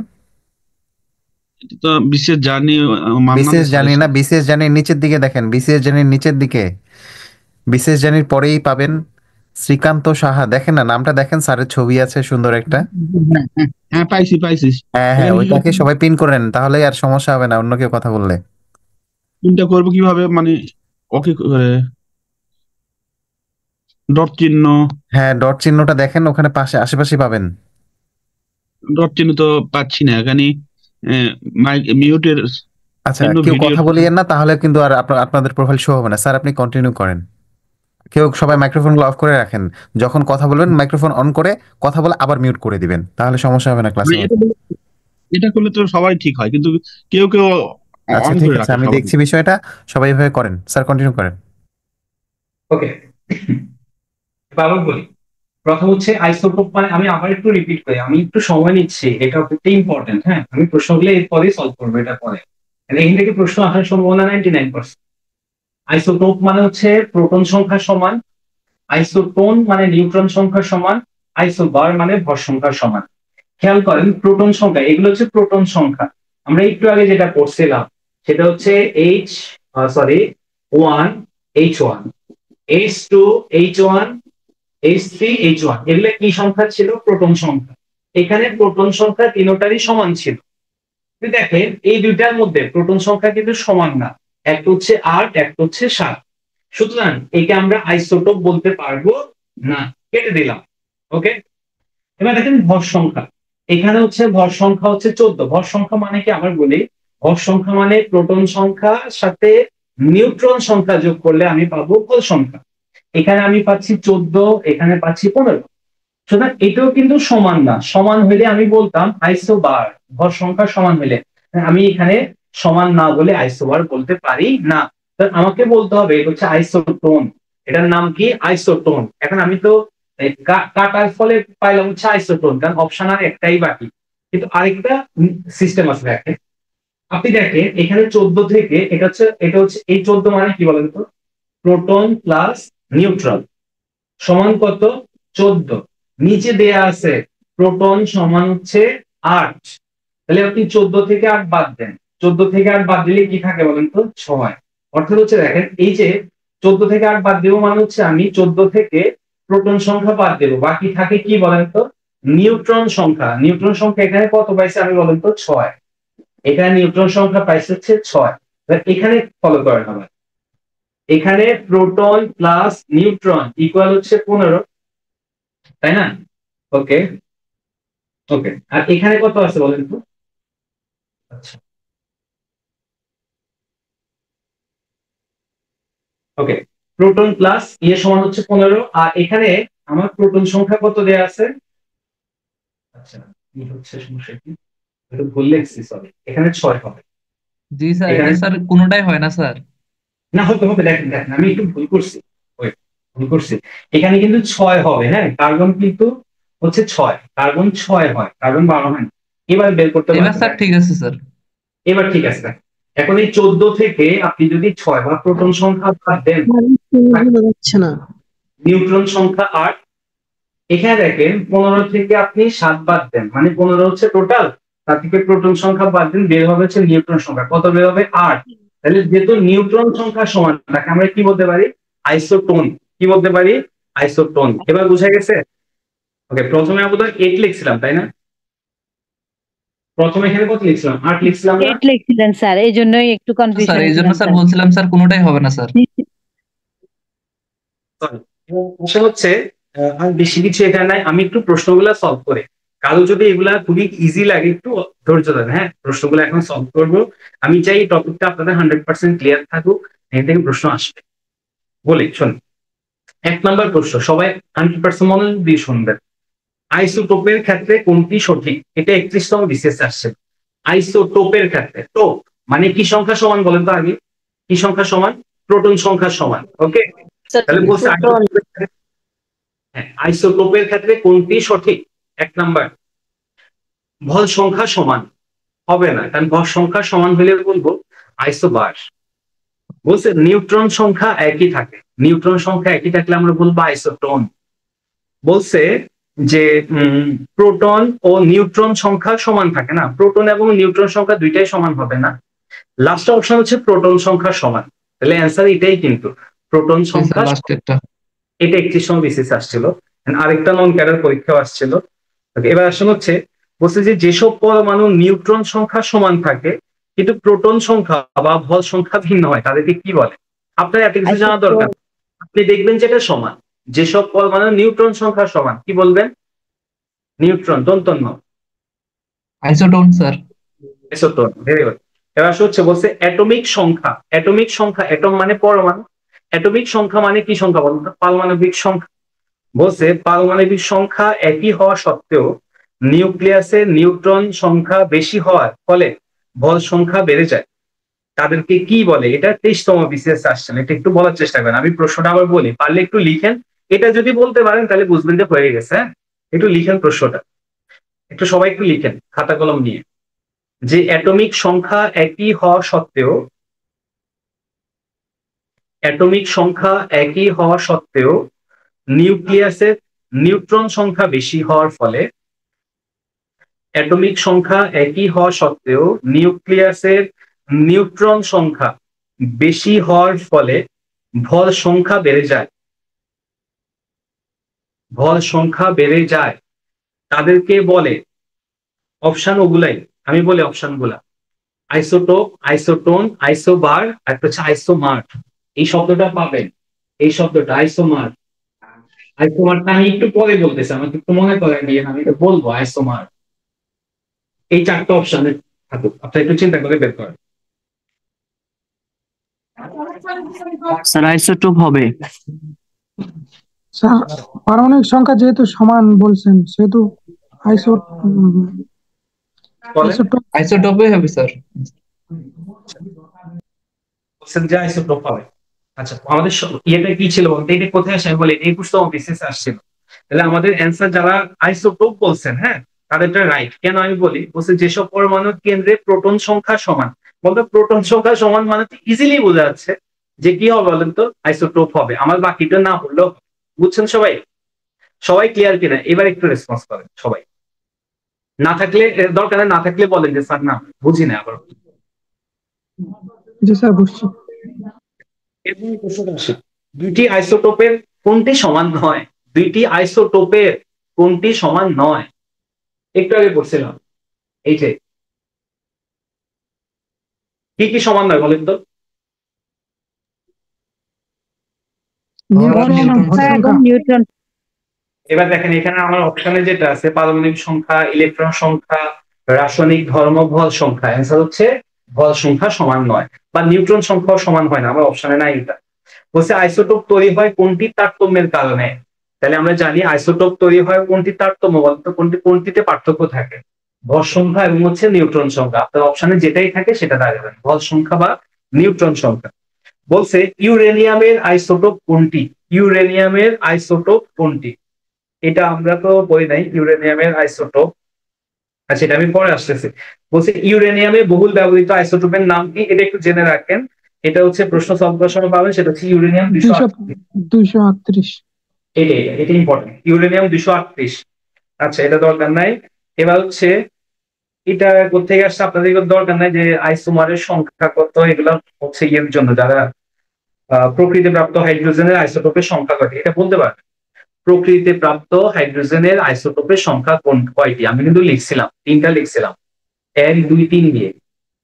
Hydrogen, deuterium, tritium. ওকে, এটাকে হাইড্রোজেন না বলে আমরা বলি প্রোটিয়াম, ডিউটেরিয়াম আর হচ্ছে ট্রিটিয়াম। তাহলে কয়টা আছে বলেন তো? 3টা। কারণ হাইড্রোজেনের আইসোটোপের সংখ্যা হচ্ছে 3। এই মোটামুটি আমার আইসোটোপ, আইসোটোন এবং আইসোবার সম্পর্কিত প্রশ্ন। বলেন সবাই এটা ক্লিয়ার কিনা, নাকি আর কিছু বলা দরকার আছে? Clear sir. ওকে, এবার এটা একটু বলি, সেটা হচ্ছে আপনাকে যদি বলা হয় আজকে ক্লাসটা একটু ব্রেনের উপর প্রেশার পড়তে পারে, একটু শোনেন, হ্যাঁ, একটু সময় নিয়ে পড়তেছে। এই যে D2, হ্যাঁ, এই D2 শব্দটা কার সাথে যেন মিল আছে মনে হচ্ছে বলেন? H2 এর সাথে মিল আছে না? H2O মানে কি বলেন তো? পানি। হ্যাঁ, H2O মানে পানি। নর্মাল পানি বলতে আমরা যেটা বুঝি সেটা হচ্ছে সেখানে এটা থাকে, এই যে H1 H1 মানে প্রোটিয়ামটা থাকে। কিন্তু এমন যদি হয় যে এখানকার পানিতে হাইড্রোজেনের আইসোটোপটা এটা ব্যবহৃত হয়েছে, এটার নাম আবার বলেন তো সবাই আমাকে, না একজন বলেন, এটার নাম ডিউটেরিয়াম। এটার নাম কি? ডিউটেরিয়াম। এক ভারী, এক বড় না দুই বড়? দুই বড়। এটা হচ্ছে ভর সংখ্যা 1, এটা হচ্ছে ভর সংখ্যা 2। আমি বলতে পারি এটা ভারী, বলতে পারি কি না এটা ভারী। সুতরাং আমার প্রোটিয়ামের পরিবর্তে দেখেন এটার পরিবর্তে পানি তৈরি যদি এটি ব্যবহৃত হয়, মানে ডিউটেরিয়াম ব্যবহৃত হয়, তাহলে এটার তুলনায় এটা ভারী। সেজন্য দেখেন ডি দিয়ে বলা হচ্ছে ডিউটেরিয়াম। ডি দিয়ে কি বুঝবেন? ডিউটেরিয়াম কয়টা আছে? 2টা। হাইড্রোজেনের পরিবর্তে এখানে আছে হচ্ছে ডিউটেরিয়াম, 2টা আছে, আর অক্সিজেন তো আছে। সুতরাং এটা যদি পানির সংকেত হয়, এটা হচ্ছে ভারী পানির সংকেত। এটা হচ্ছে ভারী পানির সংকেত, ভারী পানির সংকেত। ভারী পানির সংকেত তাহলে কি হবে? D2O। ভারী পানির সংকেত হচ্ছে D2O। কেন D2O? কারণ সেখানে প্রোটিয়ামের পরিবর্তে ডিউটেরিয়াম ব্যবহৃত হয়। প্রোটিয়ামের পরিবর্তে এখানে ডিউটেরিয়াম ব্যবহৃত হয়। সবাই ক্লিয়ার হয়েছেন? জি স্যার। ওকে, আপনাকে এখন যদি একটা প্রশ্ন বলি, যদি বলা হয় যে পানিতে, পানি দিয়ে বলছি, পানি সহজ, যদি বলা হয় পানিতে পরমাণুর সংখ্যা কত, বলেন তো কত পানিতে পরমাণুর সংখ্যা? সংখ্যা স্যার 2টি। চিন্তা করে, একটু চিন্তা করে, পানিতে পরমাণুর সংখ্যা কত? 3টা স্যার। কয়টা? হাইড্রোজেনের 2টা, অক্সিজেনের 1টা। Very good, very good. হাইড্রোজেনের 2টা, অক্সিজেনের 1টা। যদি বলা হয় পানিতে পরমাণুর সংখ্যা কত, দেখেন আমি কিন্তু অণু বলি নাই, এখানে কিন্তু এক অণু পানি। এক অণু পানি। বাট দেখেন এখানে হাইড্রোজেনের কয়টা পরমাণু আছে? H2 লিখছি মানে হাইড্রোজেন 2টা পরমাণু আছে। অক্সিজেন নিচে আমি কিছু লিখি নাই, মানে কয়টা পরমাণু আছে? একটা। সুতরাং পানিতে আমার পরমাণু কত আছে বলেন তো? 3টা আছে। আপনাকে যদি বলি এটা সোডিয়াম ক্লোরাইড, এই সোডিয়াম ক্লোরাইড মানে হচ্ছে এটা একটা নাম আছে, তাহলে একটু লিখে নেন কুইকলি। এটা বলে রক সল্ট, রক সল্ট বা টেবিল সল্ট, বা টেবিল সল্ট এই নামটা পরীক্ষা আসে। বা হচ্ছে খাবার লবণ, আমরা যে লবণটা খাই সেটার সংকেত হচ্ছে NaCl, sodium chloride. NaCl, sodium chloride. আপনাকে যদি বলে যে রক সল্ট, টেবিল সল্ট বা খাবার লবণে পরমাণুর সংখ্যা কত, বলেন তো কত এখানে? 2টা স্যার। 2টা, সোডিয়াম একটা, ক্লোরিন একটা। আচ্ছা, তারপরে এতো এগুলা গেল, আমার আর বেশি কিছু এখানে নাই। আচ্ছা, এবার হচ্ছে নিউক্লিয়াসের এগুলো সব পড়া হয়েছে মোটামুটি ইম্পর্টেন্ট জিনিসগুলো বলা হয়েছে। আচ্ছা, এবার আসুন হচ্ছে পদার্থের শ্রেণী বিভাগ। পদার্থের শ্রেণী বিভাগ, এখানে একটু বিষয় আছে। আচ্ছা আচ্ছা, প্রথমে আসুন হচ্ছে মৌলিক পদার্থ। আচ্ছা আমাদের আচ্ছা এগুলো কুইক একটু বলে দেয়। মৌলিক পদার্থ, মৌলিক পদার্থ সহজে বুঝবেন। মৌলিক পদার্থ মানে কি, আপনি যাকে ভাঙলে ওইটা ছাড়া আর কিছু পাবেন না, তাকে কি বলা হবে? মৌলিক পদার্থ। আবার একটু বলেন তো কি বলছে, যাকে একটু মনে করার চেষ্টা করেন, যে বস্তুকে রাসায়নিকভাবে বিশ্লেষণ করলে ওই পদার্থ ছাড়া আমি আর কিছু পাবো না, তাকে বলা হচ্ছে মৌলিক পদার্থ। একটু আগে আমরা দেখেন এভাবে লিখছে হাইড্রোজেন, এটাকে আপনি ভাঙেন, ভাঙলে আপনি হাইড্রোজেন ছাড়া আর কিছু পাবেন? পাবেন না। মৌলিক পদার্থ। আপনাকে আমি দিলাম হচ্ছে আয়রন, এটাকে ভাঙেন, এটা ভাঙলে এটা ছাড়া আপনি কিছু পাবেন না, এটাও মৌলিক পদার্থ। আপনি লিখলেন হচ্ছে কপার, কপারকে ভাঙেন, কপার ছাড়া আর কিছু পাবেন না। কিন্তু আপনি যদি এইভাবে লিখেন H2O, পানিকে ভাঙলে আপনি কি কি পাবেন বলেন তো? হাইড্রোজেন এবং অক্সিজেন। একই ধর্মী না ভিন্ন ধর্মী? ভিন্ন ধর্মী। ভিন্ন ধর্মী দুটো জিনিস পাবে না, সুতরাং এটাকে বলা হবে যৌগিক পদার্থ। সবাই ক্লিয়ার তো? একেবারে সিম্পল কথা, যে জিনিসকে ভাঙলে ওই পদার্থ ছাড়া কিছু পাওয়া যায় সেটা মৌলিক পদার্থ। যে পদার্থকে ভাঙলে ওই একাধিক পদার্থ পাওয়া যায়, একাধিক ভিন্ন পদার্থ পাওয়া যায়, তাকে বলা হচ্ছে যৌগিক পদার্থ। ওকে, এবার এতটুকু গেল। এবার চলে আসা হচ্ছে আমরা ইয়েতে যাই, কিছু সংখ্যা আছে, সংখ্যাগুলো আপনাদের শীতে বলে দেওয়া আছে, শীতের তথ্য আমি বললাম না। ওই যে পৃথিবীতে মৌলিক পদার্থের সংখ্যা এখন 118টি, প্রাপ্ত প্রকৃতিতে প্রাপ্ত মৌলিক পদার্থের সংখ্যা কয়টি? 98টি। এগুলো আপনাদের বইতে লেখা আছে, আমি এগুলা বললাম না, আমি যেগুলো বোঝানো সেগুলো একটু বলি। আচ্ছা, এখন আপনাকে যদি বলা হয় পানি এক ধরনের কি পদার্থ, মৌলিক পদার্থ না যৌগিক পদার্থ, আপনি কি বলবেন বলেন তো? যৌগিক পদার্থ। যৌগিক পদার্থ। আচ্ছা, এবার হচ্ছে আপনাকে যদি বলা হয় যে আমাদের যে আমরা শ্বাস প্রশ্বাস নেই, শ্বাস প্রশ্বাস নেই মূলত কি নেই বলেন তো? অক্সিজেন নেই না? অক্সিজেন তো নেই। বলা হয় যে বায়ুতে আমরা প্রশ্বাসের সময় অক্সিজেন নিচ্ছি। যদি বলা হয় যে বায়ু, বায়ু বলতে আপনি কি বুঝছেন? নর্মালি দেখেন, নর্মাল সেন্সে আমরা বায়ু বলতে বুঝি অক্সিজেন। নর্মাল সেন্সে আমরা বায়ু বলতে বুঝি অক্সিজেন। এবার আমি আপনাকে একটা কথা বলি, আপনারা যখন হসপিটালে যদি কেউ ভর্তি হয় দেখবেন তার মুখের মধ্যে অক্সিজেনের মাস্ক ব্যবহার করা, মানে হচ্ছে ওই অক্সিজেনটা সাপ্লাই দেওয়া হয় তার যদি শ্বাস প্রশ্বাসের সমস্যা হয়। এই যে অক্সিজেন দেওয়া হয়, নর্মালি মনে হওয়ার কথা যে ওই অক্সিজেনটা একেবারে 100% অক্সিজেন, বিশুদ্ধ, তার মধ্যে অক্সিজেন ছাড়া আর কিছু নাই। কিন্তু এটা ভুল কথা। যদি এটা মনে হয়ে থাকে কখনো, ওই অক্সিজেনের সাথে শুধু অক্সিজেন থাকে না, অক্সিজেন একটা নির্দিষ্ট পরিমাণে থাকে, ম্যাক্সিমাম থাকে হচ্ছে নিষ্ক্রিয় গ্যাস। কেন থাকে বলি, আপনারা ইয়েতে পড়ছিলেন, আগে থেকে জানেন যে অক্সিজেন কি কোনো কিছু জ্বলতে সাহায্য করে নাকি নিভতে সাহায্য করে?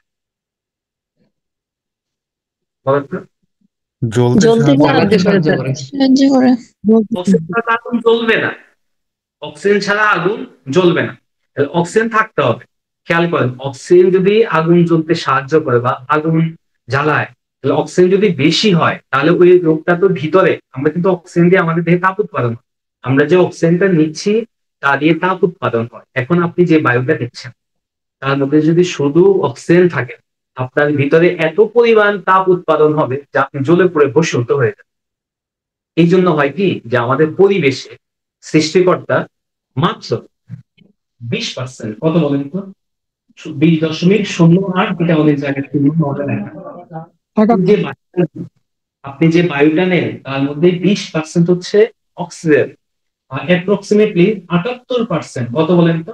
78.03 বলা হয়। প্রায় 78% হচ্ছে নাইট্রোজেন। এই নাইট্রোজেনটা অনেকটা নিষ্ক্রিয় পদার্থ, নাইট্রোজেন অনেকটা নিষ্ক্রিয় গ্যাস না, নাইট্রোজেন অনেকটা নিষ্ক্রিয় গ্যাস। তাহলে দেখেন আপনার সক্রিয় গ্যাসের পরিমাণ মাত্র 20, আর নিষ্ক্রিয় গ্যাসের পরিমাণ কত বলেন তো? 78। তাহলে আমরা এর থেকে বলতে পারি যে আমার একেবারে পিওর অক্সিজেনের আমার জন্য ক্ষতিকর। আমার যতটুকু অক্সিজেন প্রয়োজন ততটুকুই দরকার, বেশি হয়ে গেলে কিন্তু এই পৃথিবী জ্বলে পুড়ে ধ্বংস হয়ে যাবে। সুতরাং অক্সিজেন ভালো, কিন্তু অক্সিজেন বেশি ভালো কিন্তু ভালো নয়। ওই যে বলে যে বেশি ভালো ভালো নয়, অক্সিজেন অবশ্যই ভালো, অক্সিজেন ছাড়া আমরা বাঁচবো না। অক্সিজেন বেশি ভালো হলে কিন্তু পৃথিবীটা জ্বলে যায়, বুঝছেন, ভূস্মীভূত হয়ে যায়। সুতরাং দেখেন, এর থেকে আমি আর কিছু বলে যে জিনিসটা বোঝাতে চাচ্ছি যে বায়ু বলতে নর্মালি আমাদের সিস্টেম মনে হয় অক্সিজেন না, বায়ু বলতে শুধু অক্সিজেন না, বায়ু বলতে অক্সিজেন আছে, কার্বন ডাইঅক্সাইড আছে, নাইট্রোজেন আছে, বিভিন্ন নিঃসরীয় গ্যাস আছে, টোটালি একটা মিশ্রণ হচ্ছে হচ্ছে বায়ু। ওকে, এখন দেখেন, তাহলে আপনাকে যদি বলে বায়ুকে তিনটা আমি শব্দ বলবো, দেখেন আপনি এখন কমন সেন্স থেকে বলে ফেলতে পারেন। একটা হচ্ছে মৌলিক পদার্থ, যৌগিক পদার্থ, মিশ্র পদার্থ। বলতো বায়ু কি হবে? মৌলিক পদার্থ, যৌগিক পদার্থ না মিশ্র পদার্থ? বলেন। মিশ্র পদার্থ হবে। মিশ্র।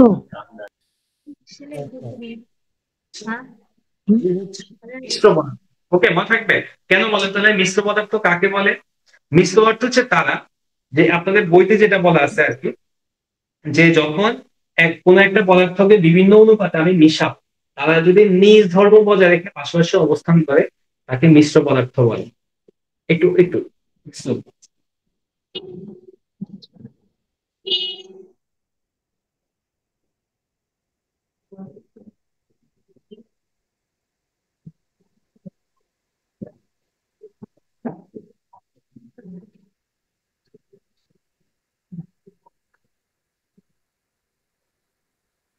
ওকে, তাহলে মিশ্র পদার্থ কি? আপনি দেখেন, আপনি অক্সিজেন রাখলেন, নাইট্রোজেন রাখলেন, নিঃসৃত গ্যাসগুলো পাশাপাশি আছে বায়ুতে, তারা কিন্তু নিজ ধর্ম বজায় রেখে পাশাপাশি অবস্থান করবে, তখন তাকে বলা হচ্ছে আপনার মিশ্র পদার্থ। ওকে, এবার হচ্ছে আসলে হচ্ছে ধাতু, অধাতু এবং উপধাতুর মধ্যে, ঠিক আছে? আমি জাস্ট কুইকলি বলে যাই। ধাতু দেখলে কিভাবে বুঝবেন? এটাই যেটা পরীক্ষা সেটা বলে। ধাতুটা হবে চকচকে, ধাতুটা হবে হচ্ছে তাপ এবং বিদ্যুৎ সুপরিবাহী। যেসব মৌল আছে তাকে ধাতু বলে। আবার বলি, যারা হচ্ছে চকচকে, বিদ্যুৎ এবং তাপে সুপরিবাহী, তাকে বলা হচ্ছে আপনার ধাতু। যেমন হচ্ছে আপনার বইতে যেগুলো উদাহরণ আছে, যেমন হচ্ছে আমরা কপার, অ্যালুমিনিয়াম, সিলভার। কপার মানে কি বলেন তো? তামা। কপার মানে হচ্ছে তামা। আমরা যে ইলেকট্রিক তারগুলা ব্যবহার করি সেগুলো কিন্তু তামার তার, তাই না? ইলেকট্রিক যে তারগুলো দেখবেন সেগুলো কিন্তু তামাটা কিন্তু উজ্জ্বল। তারপর এটার মধ্যে দিয়ে বিদ্যুৎ প্রবাহিত হয়, ওইটাকে আপনি একটু এক পাশে তাপ দেন, আর পাশে দেখবেন তাপটা ছড়ায় যাবে। সুতরাং হচ্ছে যারা হচ্ছে চকচকে, তাপ এবং বিদ্যুৎ পরিবাহী, তাকে বলা হচ্ছে আপনার কি বলবে? ধাতু বলা হবে। এর মধ্যে একটা হচ্ছে তামা, তামার সংকেত হচ্ছে সিইউ বা কপার। এতটুকু জানলাম। যেটা এরপর হচ্ছে উপধাতু। যে সকল মৌল কখনো ধাতু কখনো অধাতুর ন্যায় আচরণ করে সেগুলোকে বলা হচ্ছে উপধাতু।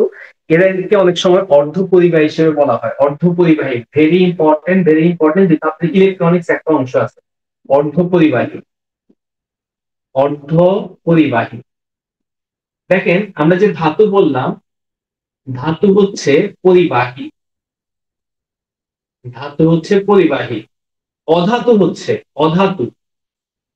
ধাতু পরিবাহী হলে অধাতু হচ্ছে অপরিবাহী। ধাতু পরিবাহী, অধাতু অপরিবাহী হলে অর্ধপরিবাহী যেগুলো সেগুলো কি হবে? সেগুলো হচ্ছে অর্ধেক পরিবহন করে, অর্ধেক পরিবহন করে না। মানে হচ্ছে সিচুয়েশন ভিত্তিতে এরা পরিবহন করতে পারে, সিচুয়েশন ভিত্তিতে পরিবহন করতে পারে না। এখান থেকে উদাহরণ দুইটা খুবই ইম্পর্টেন্ট, সেটা হচ্ছে সিলিকন এবং germanium. Silicon, germanium, boron, arsenic, এগুলো ইম্পর্টেন্ট। হ্যাঁ, কি কি আছে বলতো? সিলিকন, জার্মেনিয়াম, বোরন, আর একটা হচ্ছে আর্সেনিক। এটা কেন বললাম আমি বলি, আমাদের যে ইলেকট্রনিক্স শিল্পটা আছে, ইলেকট্রনিক্স শিল্পটা তৈরি হয়েছে কার উপর ভিত্তি করে বলেন তো? সিলিকনের উপর ভিত্তি করে না? সিলিকন চিপের নাম শুনছেন আপনারা কম্পিউটারে? Silicon chip. সুতরাং আমাদের টোটাল ইলেকট্রনিক্স শিল্পটা তৈরি হচ্ছে সিলিকনের উপর ভিত্তি করে। সিলিকন চিপ, তাহলে সিলিকন কি আপনার মনে হতে পারে যেটা পরিবাহী? এটা পরিবাহী না, এটা হচ্ছে অর্ধপরিবাহী। বা এটা কি বলবেন? অর্ধপরিবাহী। সিলিকনকে বলা হচ্ছে অর্ধপরিবাহী, এবং সিলিকন হচ্ছে উপধাতু। এগুলো হচ্ছে অর্ধপরিবাহী বা উপধাতু। তিনটা পাইলাম, ধাতু মানে পরিবাহী, অধাতু মানে অপরিবাহী, উপধাতু এটা হচ্ছে অর্ধপরিবাহী। উদাহরণগুলো খুবই important, silicon, germanium, boron, arsenic. এই মোটামুটি আমাদের পড়া গেল। অধাতু যেগুলো আছে, অধাতু হচ্ছে আমাদের নাইট্রোজেন, কার্বন, এগুলো হচ্ছে নাইট্রোজেন, কার্বন। আচ্ছা, আপনার কার্বন কি চকচকে এবং বিদ্যুৎ পরিবাহী পাইছিলেন? এই যে পেন্সিলের যে ইয়েটা আছে মাথায় যেটা থাকে ওটা কিন্তু কার্বন। আচ্ছা, তো ওইটা কি আপনাদের বিদ্যুৎ পরিবাহী বা চকচকে মনে হয়েছে? হয়তো নাই, সুতরাং কার্বন মনে রাখবেন। ওটা হচ্ছে যেসব পদার্থ তাপ ও বিদ্যুৎ অপরিবাহী এবং চকচকে নয় সেগুলোকে পদার্থ বলা হয়। ওকে, এবার হচ্ছে আমি কয়েকটা প্রশ্ন জিজ্ঞেস করি, আপনারা বলতে পারবেন। প্রশ্ন কয়েকটা একটু বলি। আচ্ছা, দেখেন বলছে কোন বিজ্ঞানী, এটা আমাদের দরকার নেই, এটা আমরা পারবো, এটাও দরকার নাই।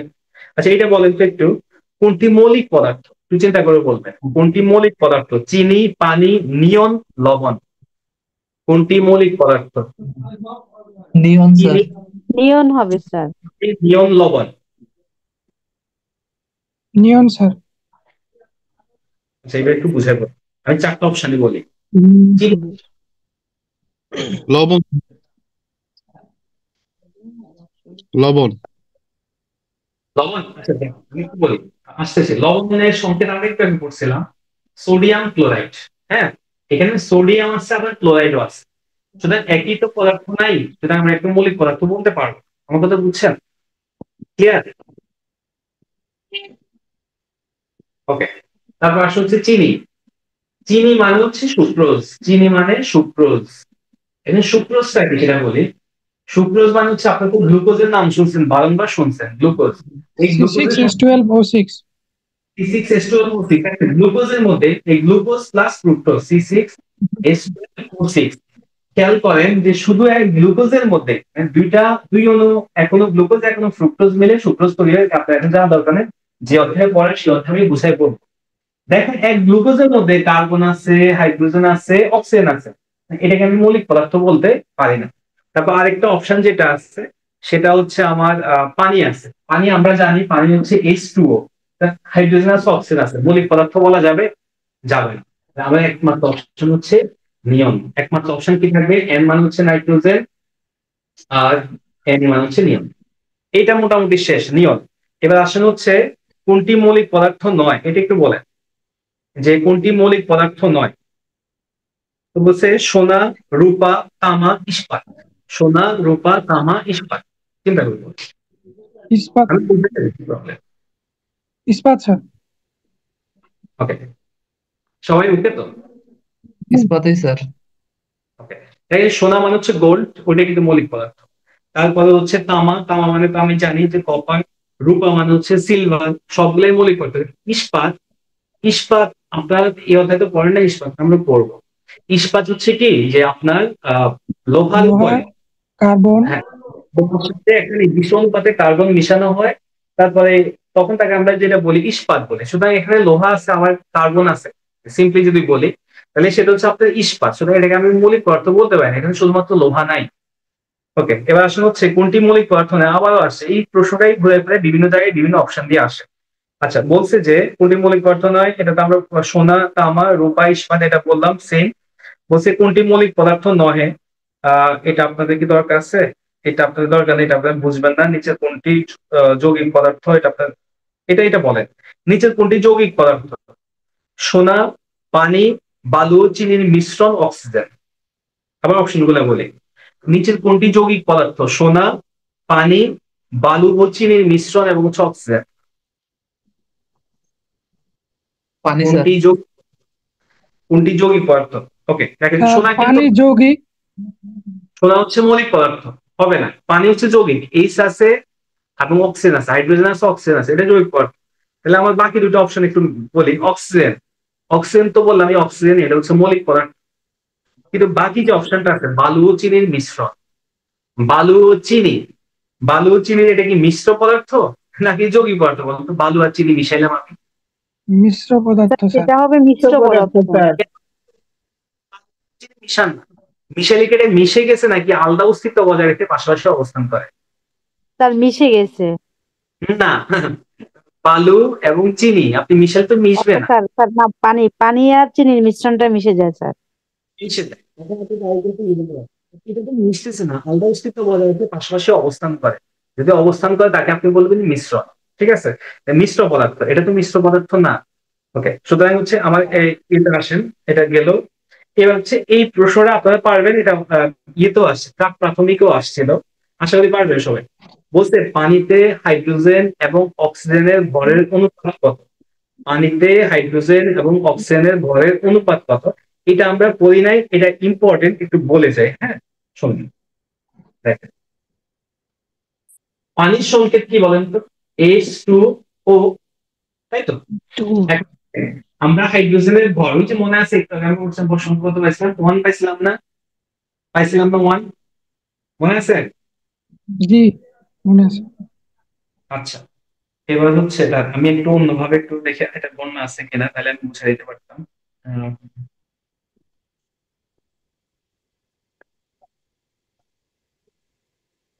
আচ্ছা দেখেন, হাইড্রোজেনের ভর সংখ্যা না, হাইড্রোজেনের ভর ধরা হচ্ছে 1। কত ধরা হবে বলতো? হাইড্রোজেনের ভর ধরা হচ্ছে 1। অক্সিজেনের ভর ধরা হয় হচ্ছে, মনে রাখবেন যে মোটামুটি ডাবল, ভর সংখ্যা যেটা আছে তার মোটামুটি ডাবল ধরা হয় আর কি।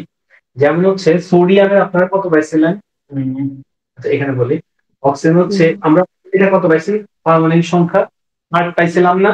8-এর মোটামুটি ডাবল, তাহলে অক্সিজেন ধরলাম হচ্ছে 16। অক্সিজেনের ভরটা হচ্ছে ধরলাম 16। হাইড্রোজেনের ভর কত বলেন তো? 1। অক্সিজেনের ভর হচ্ছে প্রায় 16। এবার খেয়াল করেন হাইড্রোজেন কয়টা আছে এখানে? 2টা। হাইড্রোজেন আছে 2টা, 1 × 2 2, আর অক্সিজেনের ভর কত আছে? 16। টোটাল পানির এক অণুর ভর হচ্ছে 18। কত হবে বলেন তো? 18। সবাই বুঝছেন কিনা বলেন? জি স্যার, ক্লিয়ার।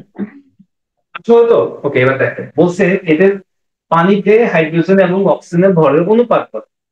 তাহলে আমি লিখলাম হচ্ছে, দেখেন 16 আর একটা কত বললাম? 2, তাই তো? 16 এবং 2, আপনি এটাকে 2 দিয়ে ভাগ করেন, এটা কত হবে বলুন তো? 8। এখানে কত হবে? 1। সুতরাং আমার অপশন প্রশ্নটা আমার শোনা বলছে, মনোযোগ দিয়ে শোনেন, পানিতে হাইড্রোজেন এবং অক্সিজেনের ভরের অনুপাত কত, কত বলেন তো? 8:1। ঠিক আছে, কিন্তু দেখেন আমার অপশনে কিন্তু 8:1 আছে, 1:8 আছে, কোনটা লাগাবে? প্রশ্নটা যদি আগে অক্সিজেন বলে তাহলে 8 হবে। আমি এটা এই জিনিসটা ক্লিয়ার করার জন্য আপনাকে আমি ভুলটা বলছি কথা, আমি এটা লিখি নাই প্রথমে, তাই তো? ওই যে আপনি যাতে ধরতে পারেন যে প্রশ্নটা এটা দেখে অ্যান্সার করতে হবে, কি আগে কি হাইড্রোজেন বলছে না আগে অক্সিজেন বলছে। যদি আগে হাইড্রোজেন বলে তাহলে হচ্ছে 1:8, আগে যদি অক্সিজেন বলে তাহলে বলবেন 8:1। বুঝছেন বিষয়টা? যদি বলে পানিতে হাইড্রোজেন এবং অক্সিজেন অনুপাত, ভরের অনুপাত কত, আপনি বলবেন 1:8 বা 1:8। আর যদি বলে পানিতে অক্সিজেন এবং হাইড্রোজেন অনুপাত কত, আপনি বলবেন 8:1। ক্লিয়ার সবাই? জি স্যার। ওকে, শেষ। এইটা বলছে লবণ কি ধরনের পদার্থ বলেন তো? এটা 16তম বিশেষ আসছে। লবণ কি ধরনের পদার্থ? যৌগিক। সোডিয়াম ক্লোরাইড, যৌগিক পদার্থ। আচ্ছা, বলছে সাধারণ লবণের উপাদান কি কি? এটা আমরা নর্মালি আলোচনার সাপেক্ষে পড়ছি, বাট এখন প্রশ্নটা আসছে সাধারণ লবণের উপাদান কি কি বলেন তো? কি কি? সোডিয়াম আর ক্লোরিন। হ্যাঁ, সোডিয়াম এবং ক্লোরাইড। এই যে সংকেতটা মনে আছে, এটা লিখছিলাম আলোচনার সাপেক্ষে পড়ছি, কিন্তু পরীক্ষা আসে। আচ্ছা, তারপর বলছে যে খাবার লবণের রাসায়নিক সংকেত কোনটি? এটা আসছে কোথায় বলি? প্রাথমিক সহকারী শিক্ষক আসছে, সোডিয়াম ক্লোরাইড। তারপর বলছে এটা আপনাদের নিজের কোনটি বলছে, এটা একটু মনোযোগ দিয়ে শোনেন, আশা করি পারবেন। বলছে নিচের কোনটি, এটা পাসপোর্ট এবং ইমিগ্রেশন অধিদপ্তর আসছিল, নিচের কোনটি মৌল নয় আবার যৌগও নয়? নিচের কোনটি মৌল নয় আবার যৌগও নয়? অপশন গুলো শুনেন, নিকেল, গোল্ড, শর্করা, বায়ু। নিচের বায়ু হচ্ছে মিশ্র পদার্থ। Very good. নিচের কোনটি মৌল নয় আবার যৌগও নয়? মৌলও নয়, যৌগও নয়, তাহলে আর বাকি থাকে কি বলতো? মৌলিক পদার্থ, যৌগিক পদার্থ, মিশ্র পদার্থ। মৌল নয় মানে মৌলিক পদার্থ নয়, যৌগ নয় মানে যৌগিক পদার্থ নয়, তাহলে কি পদার্থ? মিশ্র পদার্থ। বায়ু হচ্ছে এখানে। বুঝছেন সবাই? ওকে, এবার হচ্ছে এই তো মোটামুটি শেষ। এবার আরেকটু ধৈর্য ধরেন, আরেকটু পড়া আছে, এটা একটু বলে শেষ করি। সেটা হচ্ছে এখানে অনেক কিছু আছে, আমি সব বললাম না, কঠিন পদার্থ। আচ্ছা, এটাতে আসে, বলছে যে পদার্থ তো জানেন, পদার্থ মানে কি নর্মালি যেটা বলি, যেটা হচ্ছে স্থান দখল করে সেটা হচ্ছে পদার্থ। যেটা স্থান দখল করে সেটা হচ্ছে পদার্থ, যা স্থিতিশীল বা গতিশীল অবস্থা পরিবর্তনে বাধা না করে তাই পদার্থ। যা স্থান দখল করে, যা গতিশীল বা স্থিতিশীল অবস্থার পরিবর্তনে বাধা দান করে তাকে আমি পদার্থ বলি। এই লাইনটার পুরো একটা অর্থ আপনার বোঝার দরকার নেই। এবার আসলে হচ্ছে পদার্থ আমরা জানি, যেমন আমরা বলি যে বায়বীয় পদার্থ, তরল পদার্থ, কঠিন পদার্থ, এই শব্দগুলো আমরা খুবই কমন। বায়বীয় পদার্থ, কঠিন পদার্থ, তরল পদার্থ। বলছে যে এই যে তিনটা পদার্থ, এই তিনটা পদার্থের ক্ষেত্রে তাদের মধ্যে যে রূপের পরিবর্তন হয়, যেমন আপনি পানি, এটা তরল পদার্থ, এটাকে আপনি ঠান্ডা করলে হয়ে যাবে বরফ। পানিকে আপনি তাপ দিলেন তাহলে হয়ে যাবে বাষ্প। বাষ্প মানে বায়বীয় পদার্থ, পানিটা হচ্ছে আপনার তরল পদার্থ, আর বরফটা হচ্ছে কঠিন পদার্থ। এই যে তিনটা পদার্থ হইল, এই তিনটা পদার্থে যে পরিবর্তন হয়েছে, কার ফলে এই পরিবর্তনটা হয়েছে বলেন? কার দ্বারা তাপ পরিবর্তন? স্যার, তাপ। তাপের প্রভাবে। এই সিম্পল একটা কথা, এটা পরীক্ষার প্রশ্নে আসে, কিন্তু পরীক্ষা হলে গেলে এই যে সিম্পল জিনিসটাও মাথায় প্যাঁচ লেগে যায়, মনে হচ্ছে না এটা আমি পারেন। আপনি পারেন, তাপের প্রভাবে সাধারণত অবস্থার পরিবর্তন হয়। সিম্পল একটা লাইন, কিন্তু এই লাইনের প্রভাব বিশাল, অনেক অনেক প্রভাব। আচ্ছা, এবার আসলে হচ্ছে আপনাকে আমি যেটা বুঝাবো, আমি আস্তে করে একটু বুঝাই তাহলে বুঝবেন। এই শব্দটা আপনারা শুনছেন, আপনারা স্কুলে শুনছেন, আন্ত আণবিক শক্তি। নাম কি বলেন তো? আন্ত আণবিক শক্তি। আন্ত মানে হচ্ছে দুইটার মাঝখানে, দুইটা বা একাধিক জিনিসের মাঝে। আন্ত মানে হচ্ছে দুইটা বা ভিন্ন জিনিসের বা একাধিক জিনিসের মাঝে আন্ত। আণবিক শব্দটা আসছে অণু থেকে। শক্তি মানে তো বলছেন ফোর্স, মানে অনেকগুলা অণুর মাঝখানে যে ফোর্স থাকে, তাদের নিজের মাঝখানে যে ফোর্স থাকে তাকে বলছে আন্ত আণবিক শক্তি। খেয়াল করেন, হ্যাঁ। এখন দেখেন আমি এখানে পানি রাখি, এটা হচ্ছে পানি, অনেকগুলা পানি আছে। আমি পানি এভাবে না লিখে আমি একটু গোল গোল করে গোল করে আঁকি, দেখেন পানি পানি পানি এভাবে আঁকি। এগুলো সবগুলো মধ্যে আমি পানি দিলাম। এটা 1 নম্বর ছবি, এটা হচ্ছে 2 নম্বর ছবি, এটা হচ্ছে 3 নম্বর ছবি। এই তিনটা ছবির মধ্যে এই গোলগুলা কিন্তু হচ্ছে পানি, পানির অণু। বলতে এই তিনটা ছবির মধ্যে কি পার্থক্য আছে? আন্ত আণবিক শক্তির দূরত্ব। ওকে, সিম্পলি বলি, হ্যাঁ, সিম্পলি হচ্ছে এই যে অণুগুলো আছে, এই অণুগুলো এখানে কাছাকাছি আছে, হ্যাঁ। এই অণুগুলো আরেকটু দূরে আছে, এই অণুগুলো আরো বেশি দূরে আছে, কাজ করে না বললেই চলে। তাহলে দেখেন এই যে এটা হচ্ছে, দেখেন যাদের মধ্যে অণুগুলা কাছাকাছি থাকে তাদের মধ্যে আন্তঃআণবিক শক্তি বেশি না কম? দুটো অণু কাছাকাছি আছে, কাছাকাছি থাকলে তো শক্তি বেশি হয় নাকি? ওই যে বলে যে চোখের আড়াল তো মনের আড়াল, মানে হচ্ছে আপনি এই চোখের থেকে দূরে সরে গেলে যে মানে সম্পর্কে ছেদও করতে পারে। এখানে দেখেন খুবই কাছাকাছি আছে, কাছাকাছি আছে মানে শক্তি বেশি। সুতরাং কাছাকাছি আছে মানে শক্তি বেশি, যাদের নিজেদের মধ্যে শক্তি বেশি তাকে আপনি ভাঙাটা একটু কঠিন, শক্ত, ভাঙাটা একটু বেশি সমস্যা হয়ে যাবে, তখন সেটা হচ্ছে কঠিন পদার্থ। তাহলে বলেন তো, কঠিন পদার্থের অণুগুলোর মধ্যে আন্তঃআণবিক শক্তি বেশি না কম? বেশি স্যার। বেশি। এটার চেয়ে দেখেন এগুলো একটু দূরে সরে গেছে, তাদের মধ্যে বিচ্ছেদ হচ্ছে। তাহলে এটা হচ্ছে তরল পদার্থ, তাদের মধ্যে আন্তঃআণবিক শক্তি কঠিন পদার্থ থেকে আরো কম। এখানে দেখেন আরো কেমন হবে, আরো অনেক বেশি কম, প্রায় নেগলিজিবল বলা যায়, ঠিক আছে। তাহলে সবচেয়ে আন্তঃআণবিক শক্তি কার মধ্যে বেশি? কঠিন, তার মধ্যে হচ্ছে তরল, তারপরে হচ্ছে বায়বীয় পদার্থ। ওকে, এই তিনটা কথা খুবই ইম্পর্টেন্ট। এবার আসেন এই যে এই জিনিসটাকে আমি এখানে নিতে হলে আমাকে কি দিতে হবে? তো তাপ দিতে হবে। কি দিতে হবে? তাপ।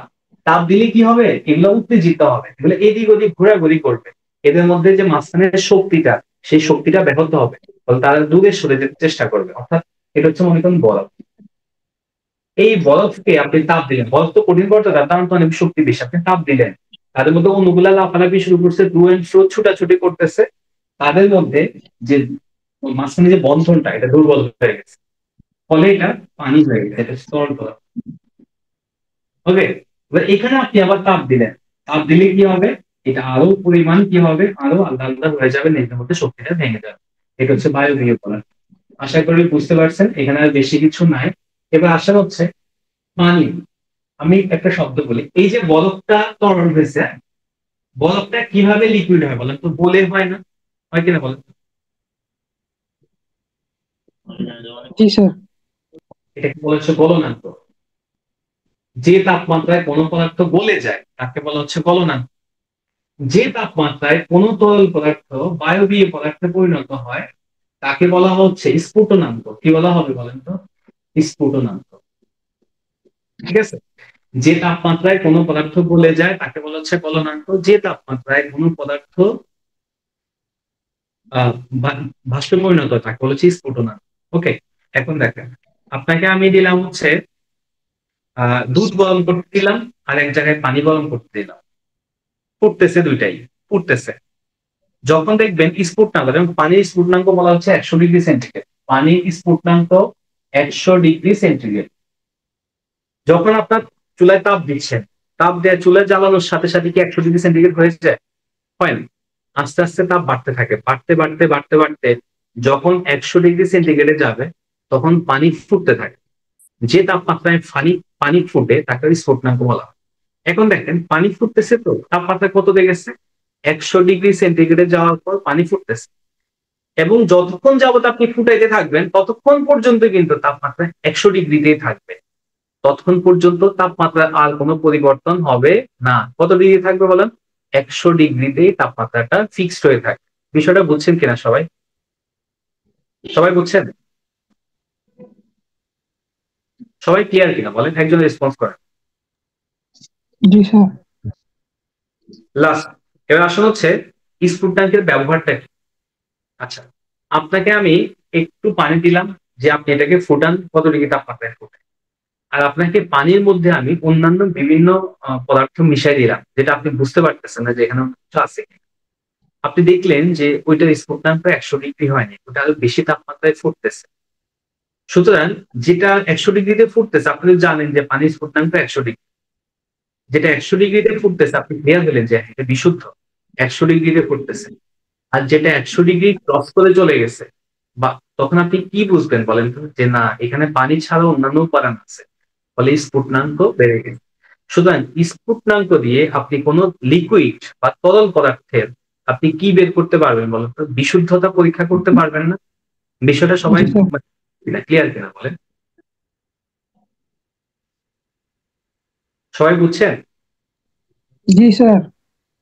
স্ফুটনাঙ্ক দিয়ে তরল পদার্থের কি বের করা যায়? বিশুদ্ধতা পরীক্ষা করা যায়।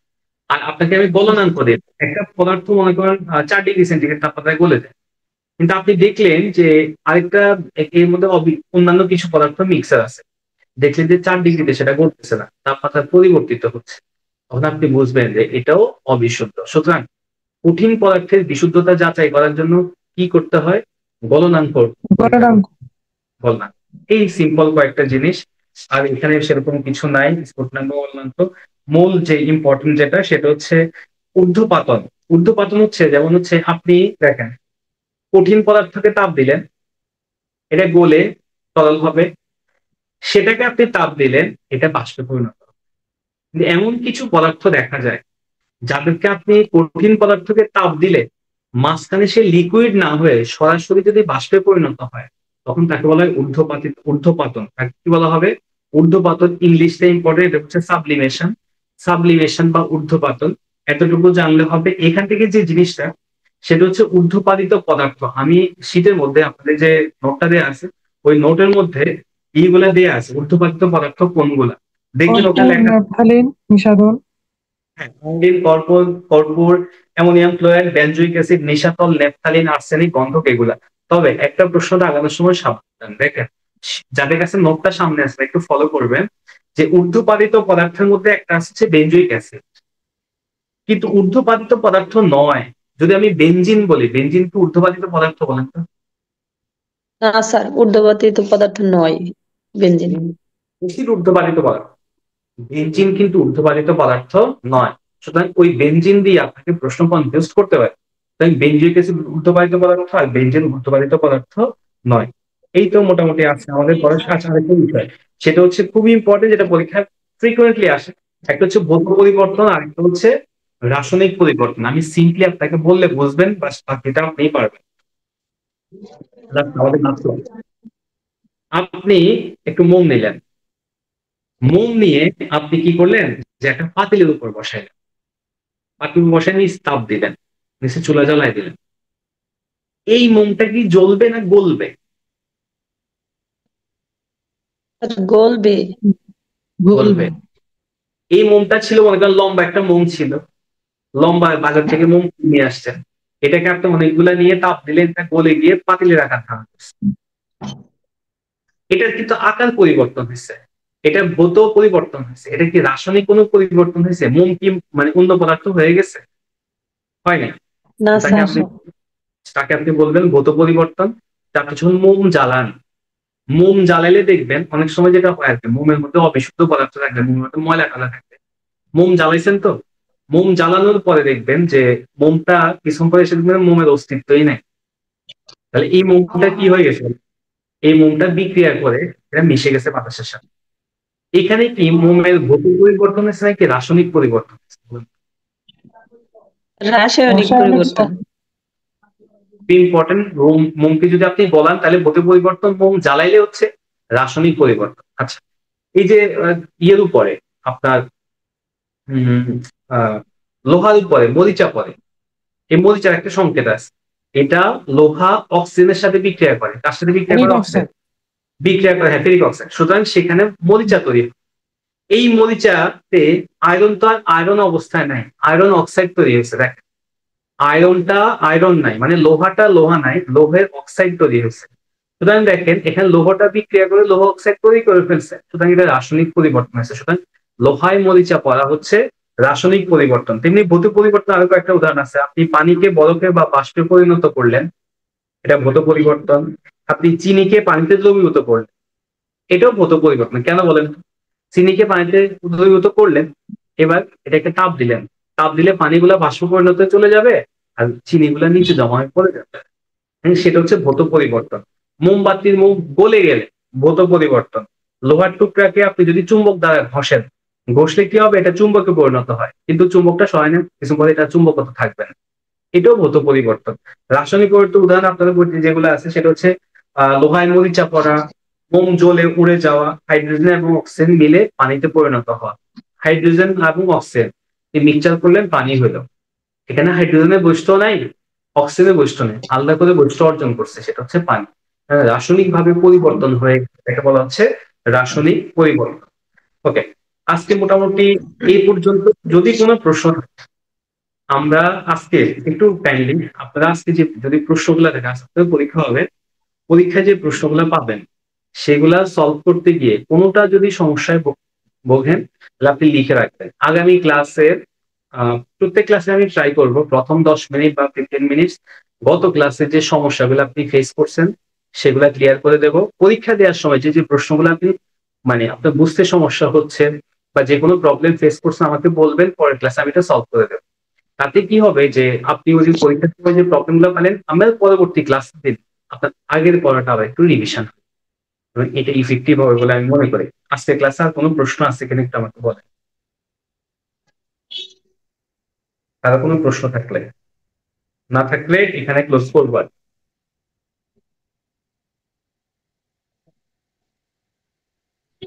স্যার নোট বলতে নোট বুঝি নাই স্যার, কোনগুলো? আমি প্রথম ক্লাসটা আপনার। আপনাদের কি বিজ্ঞানের কোনো ছোট নোট দিছে বা ইয়ে দিছে আজকের টপিকে? জি স্যার, দেওয়া হয়েছিল, গ্রুপে দেওয়া হয়েছে। আজকে ওই যে পরীক্ষাটা দেওয়ার আগে নোটটা একটু পড়বেন। আর হচ্ছে আপনারা আজকে পরীক্ষা যেটা হবে, আজকে কি পরীক্ষা আপনাদের নাকি আগামীকাল? জি স্যার, আজকেই পরীক্ষা। তো আজকের যে পরীক্ষাটা আছে, পরীক্ষাটা তো দেবেন, পরীক্ষাটা দেওয়ার পরে যে প্রবলেম গুলা ফেস করবেন সেগুলা আমাকে আগামী ক্লাসের শুরুতেই অবশ্যই জিজ্ঞেস করবেন, আমি এগুলা সলভ করে দেবো। এবং আমি কিছু জিনিস আজকের ক্লাসে, কিছু জিনিস ওই ক্লাসে আবার কিছু আলোচনা করে দেবো, তাতে পড়াটা ইফেক্টিভ হবে। আপনারা যেভাবে পড়বেন, আপনার কাছে যে নোটটা দেওয়া আছে সেই নোটটা একটু ভালো করে 2বার রিডিং দেবেন। মুখস্থ করার কোনো কিছু দরকার নেই, আপনি 2বার রিডিং দেবেন, পরীক্ষাটা দেবেন। আগামী ক্লাসে আসার আগে প্রবলেম গুলা তো আছে, আপনি নোটটা আরেকবার একটা জাস্ট একবারে এট এ গ্ল্যান্স একবার রিভিশন, একবার রিডিং করে যাবেন মনোযোগ দিয়ে, এই আপনার পড়া, আর বেশি কিছু দরকার নাই, এরপরে হয়ে যাবে। এখন আমি 2টা প্রশ্ন করে শেষ করলাম। যে তাপমাত্রায় কঠিন হতে তরলের সৃষ্টি হয় তাকে কি বলে? যে তাপমাত্রায় একটা কঠিন তরল পদার্থে পরিণত হলে আপনি তাকে কি বলবেন?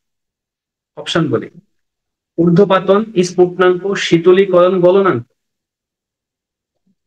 গলনাঙ্ক স্যার। গলনাঙ্ক। ওকে, ভেরি গুড। বলছে পানির স্ফুটনাঙ্ক কত, বললাম মানে পানি যে তাপমাত্রায় ফুটে সেটাকে হচ্ছে পানির স্ফুটনাঙ্ক, এটা আপনারা সবাই জানেন 100°C। ওকে, তারপর বলছে এটা একটু লাস্ট প্রশ্ন, ভেরি ক্রুশিয়াল। পানি যখন ফুটতে থাকে তার উষ্ণতার কি পরিবর্তন ঘটে? অপশনগুলো বলি। বাড়তে থাকে, কমতে থাকে, একই থাকে, কম বেশি হয়। কমতে থাকে। থাকবে একই থাকে পানি একই থাকে স্যার। যখন ফুটতে থাকে তার উষ্ণতার কি পরিবর্তন হয়? বাড়তে থাকে, কমতে থাকে, একই থাকে, কম বেশি হয়। বাড়তে থাকে স্যার, বাড়তে থাকে। হ্যাঁ স্যার, একই থাকে স্যার। আমি বলি, একটু আগে বলছিলাম যে আপনি একই থাকে স্যার। 100°C যখন সে যাবে, আপনি পানি আপনি পাত্রে নিলেন, চুলা জ্বালাইলেন, তাপমাত্রা বাড়তেছে 100°তে যখন গেল সেটা, তখন পানি ফুটা শুরু করছে। এবং ওই যে ফুটা শুরু করছে তখন তাপমাত্রা কততে পৌঁছেছে? 100°। আপনি এবার আধা ঘন্টা পরে যান, গিয়ে দেখেন ওখানে 100° আছে। জি স্যার। ওকে, অর্থাৎ আপনি 100° রাখার জন্য এখনো চুলা জ্বালায় আছে। অর্থাৎ পানি যখন ফুটতে থাকে তার উষ্ণতা আর কোনো পরিবর্তন হয় না, অর্থাৎ একই থাকে। ক্রিটিক্যাল প্রশ্ন, খুবই মানে ইম্পর্টেন্ট প্রশ্নগুলো সলভ করলে আশা করি আপনি পারবেন। ভেরি ইম্পর্টেন্ট প্রশ্ন। আচ্ছা, তারপরে হচ্ছে লাস্ট, এটা আপনার মনে থাকার কথা না, কয়েকবার পড়বেন আর কি। যদিও নিচের কোনটি ঊর্ধ্বপাতিত বস্তু নয়? কর্পূর, অ্যামোনিয়া, আয়োডিন, বা হচ্ছে অপশনের হচ্ছে কোনোটি নয়। কর্পূর, অ্যামোনিয়া, আয়োডিন, আরেকটা হচ্ছে কোনোটি নয়। স্যার অ্যান্সারটা অ্যামোনিয়া অ্যামোনিয়া হবে। স্যার। কর্পূর, আয়োডিন তো আমরা জানি। জি আচ্ছা, স্যার। তো শেষ। আচ্ছা, এটা লাস্ট। বলছে কোন পদার্থটির অণুসমূহের মধ্যে দূরত্ব সবচেয়ে কম? কোন পদার্থটির অণুসমূহের মধ্যে দূরত্ব সবচেয়ে কম? পাথর, নাইট্রোজেন, ক্যালসিয়াম, হাইড্রোজেন। পাথর। পাথর স্যার। পাথর কঠিন পদার্থ মধ্যে আন্তঃআণবিক শক্তি বেশি, তারা খুব কাছাকাছি থাকে। এই যে এটা, অর্থাৎ আপনি যেভাবে প্রশ্ন করুক আপনারা পারবেন আশা করি। আপনারা যারা আছেন এরা খুবই ট্যালেন্টেড মনে হচ্ছে, চেষ্টা করলে অনেক কিছু করে ফেলতে পারবেন। আপনাদের ভালো, আইকিউটা ভালো, এবং আপনারা ট্যালেন্টেড, পারবেন। মানে মূলত কুইকলি অ্যান্সার করা, চিন্তা করে অ্যান্সার দেওয়া, এই যে আপনার যে ধৈর্য বা মনোযোগ, এটা আমাকে আসলে মানে অভিভূত করছে। আপনারা পারবেন সবাই, একটু চেষ্টা করে লেগে থাকেন। আরেকটা বিষয়, আমার ব্যক্তিগত পরামর্শ, এখানে মান্নাদা আছে, উনি বস, উনি বলবেন। তো আমার ব্যক্তিগত পরামর্শ হচ্ছে যে আমি মনে করি যে বিসিএস এ কোনো কিছু মুখস্থ করতে নাই। কারণ মুখস্থ করে এই যে সিলেবাস আপনি শেষ করতে পারবেন, এই মুখস্থের পরিবর্তে আপনি একটা জিনিস বারবার রিভিশন বারবার পড়েন, ঠিক আছে?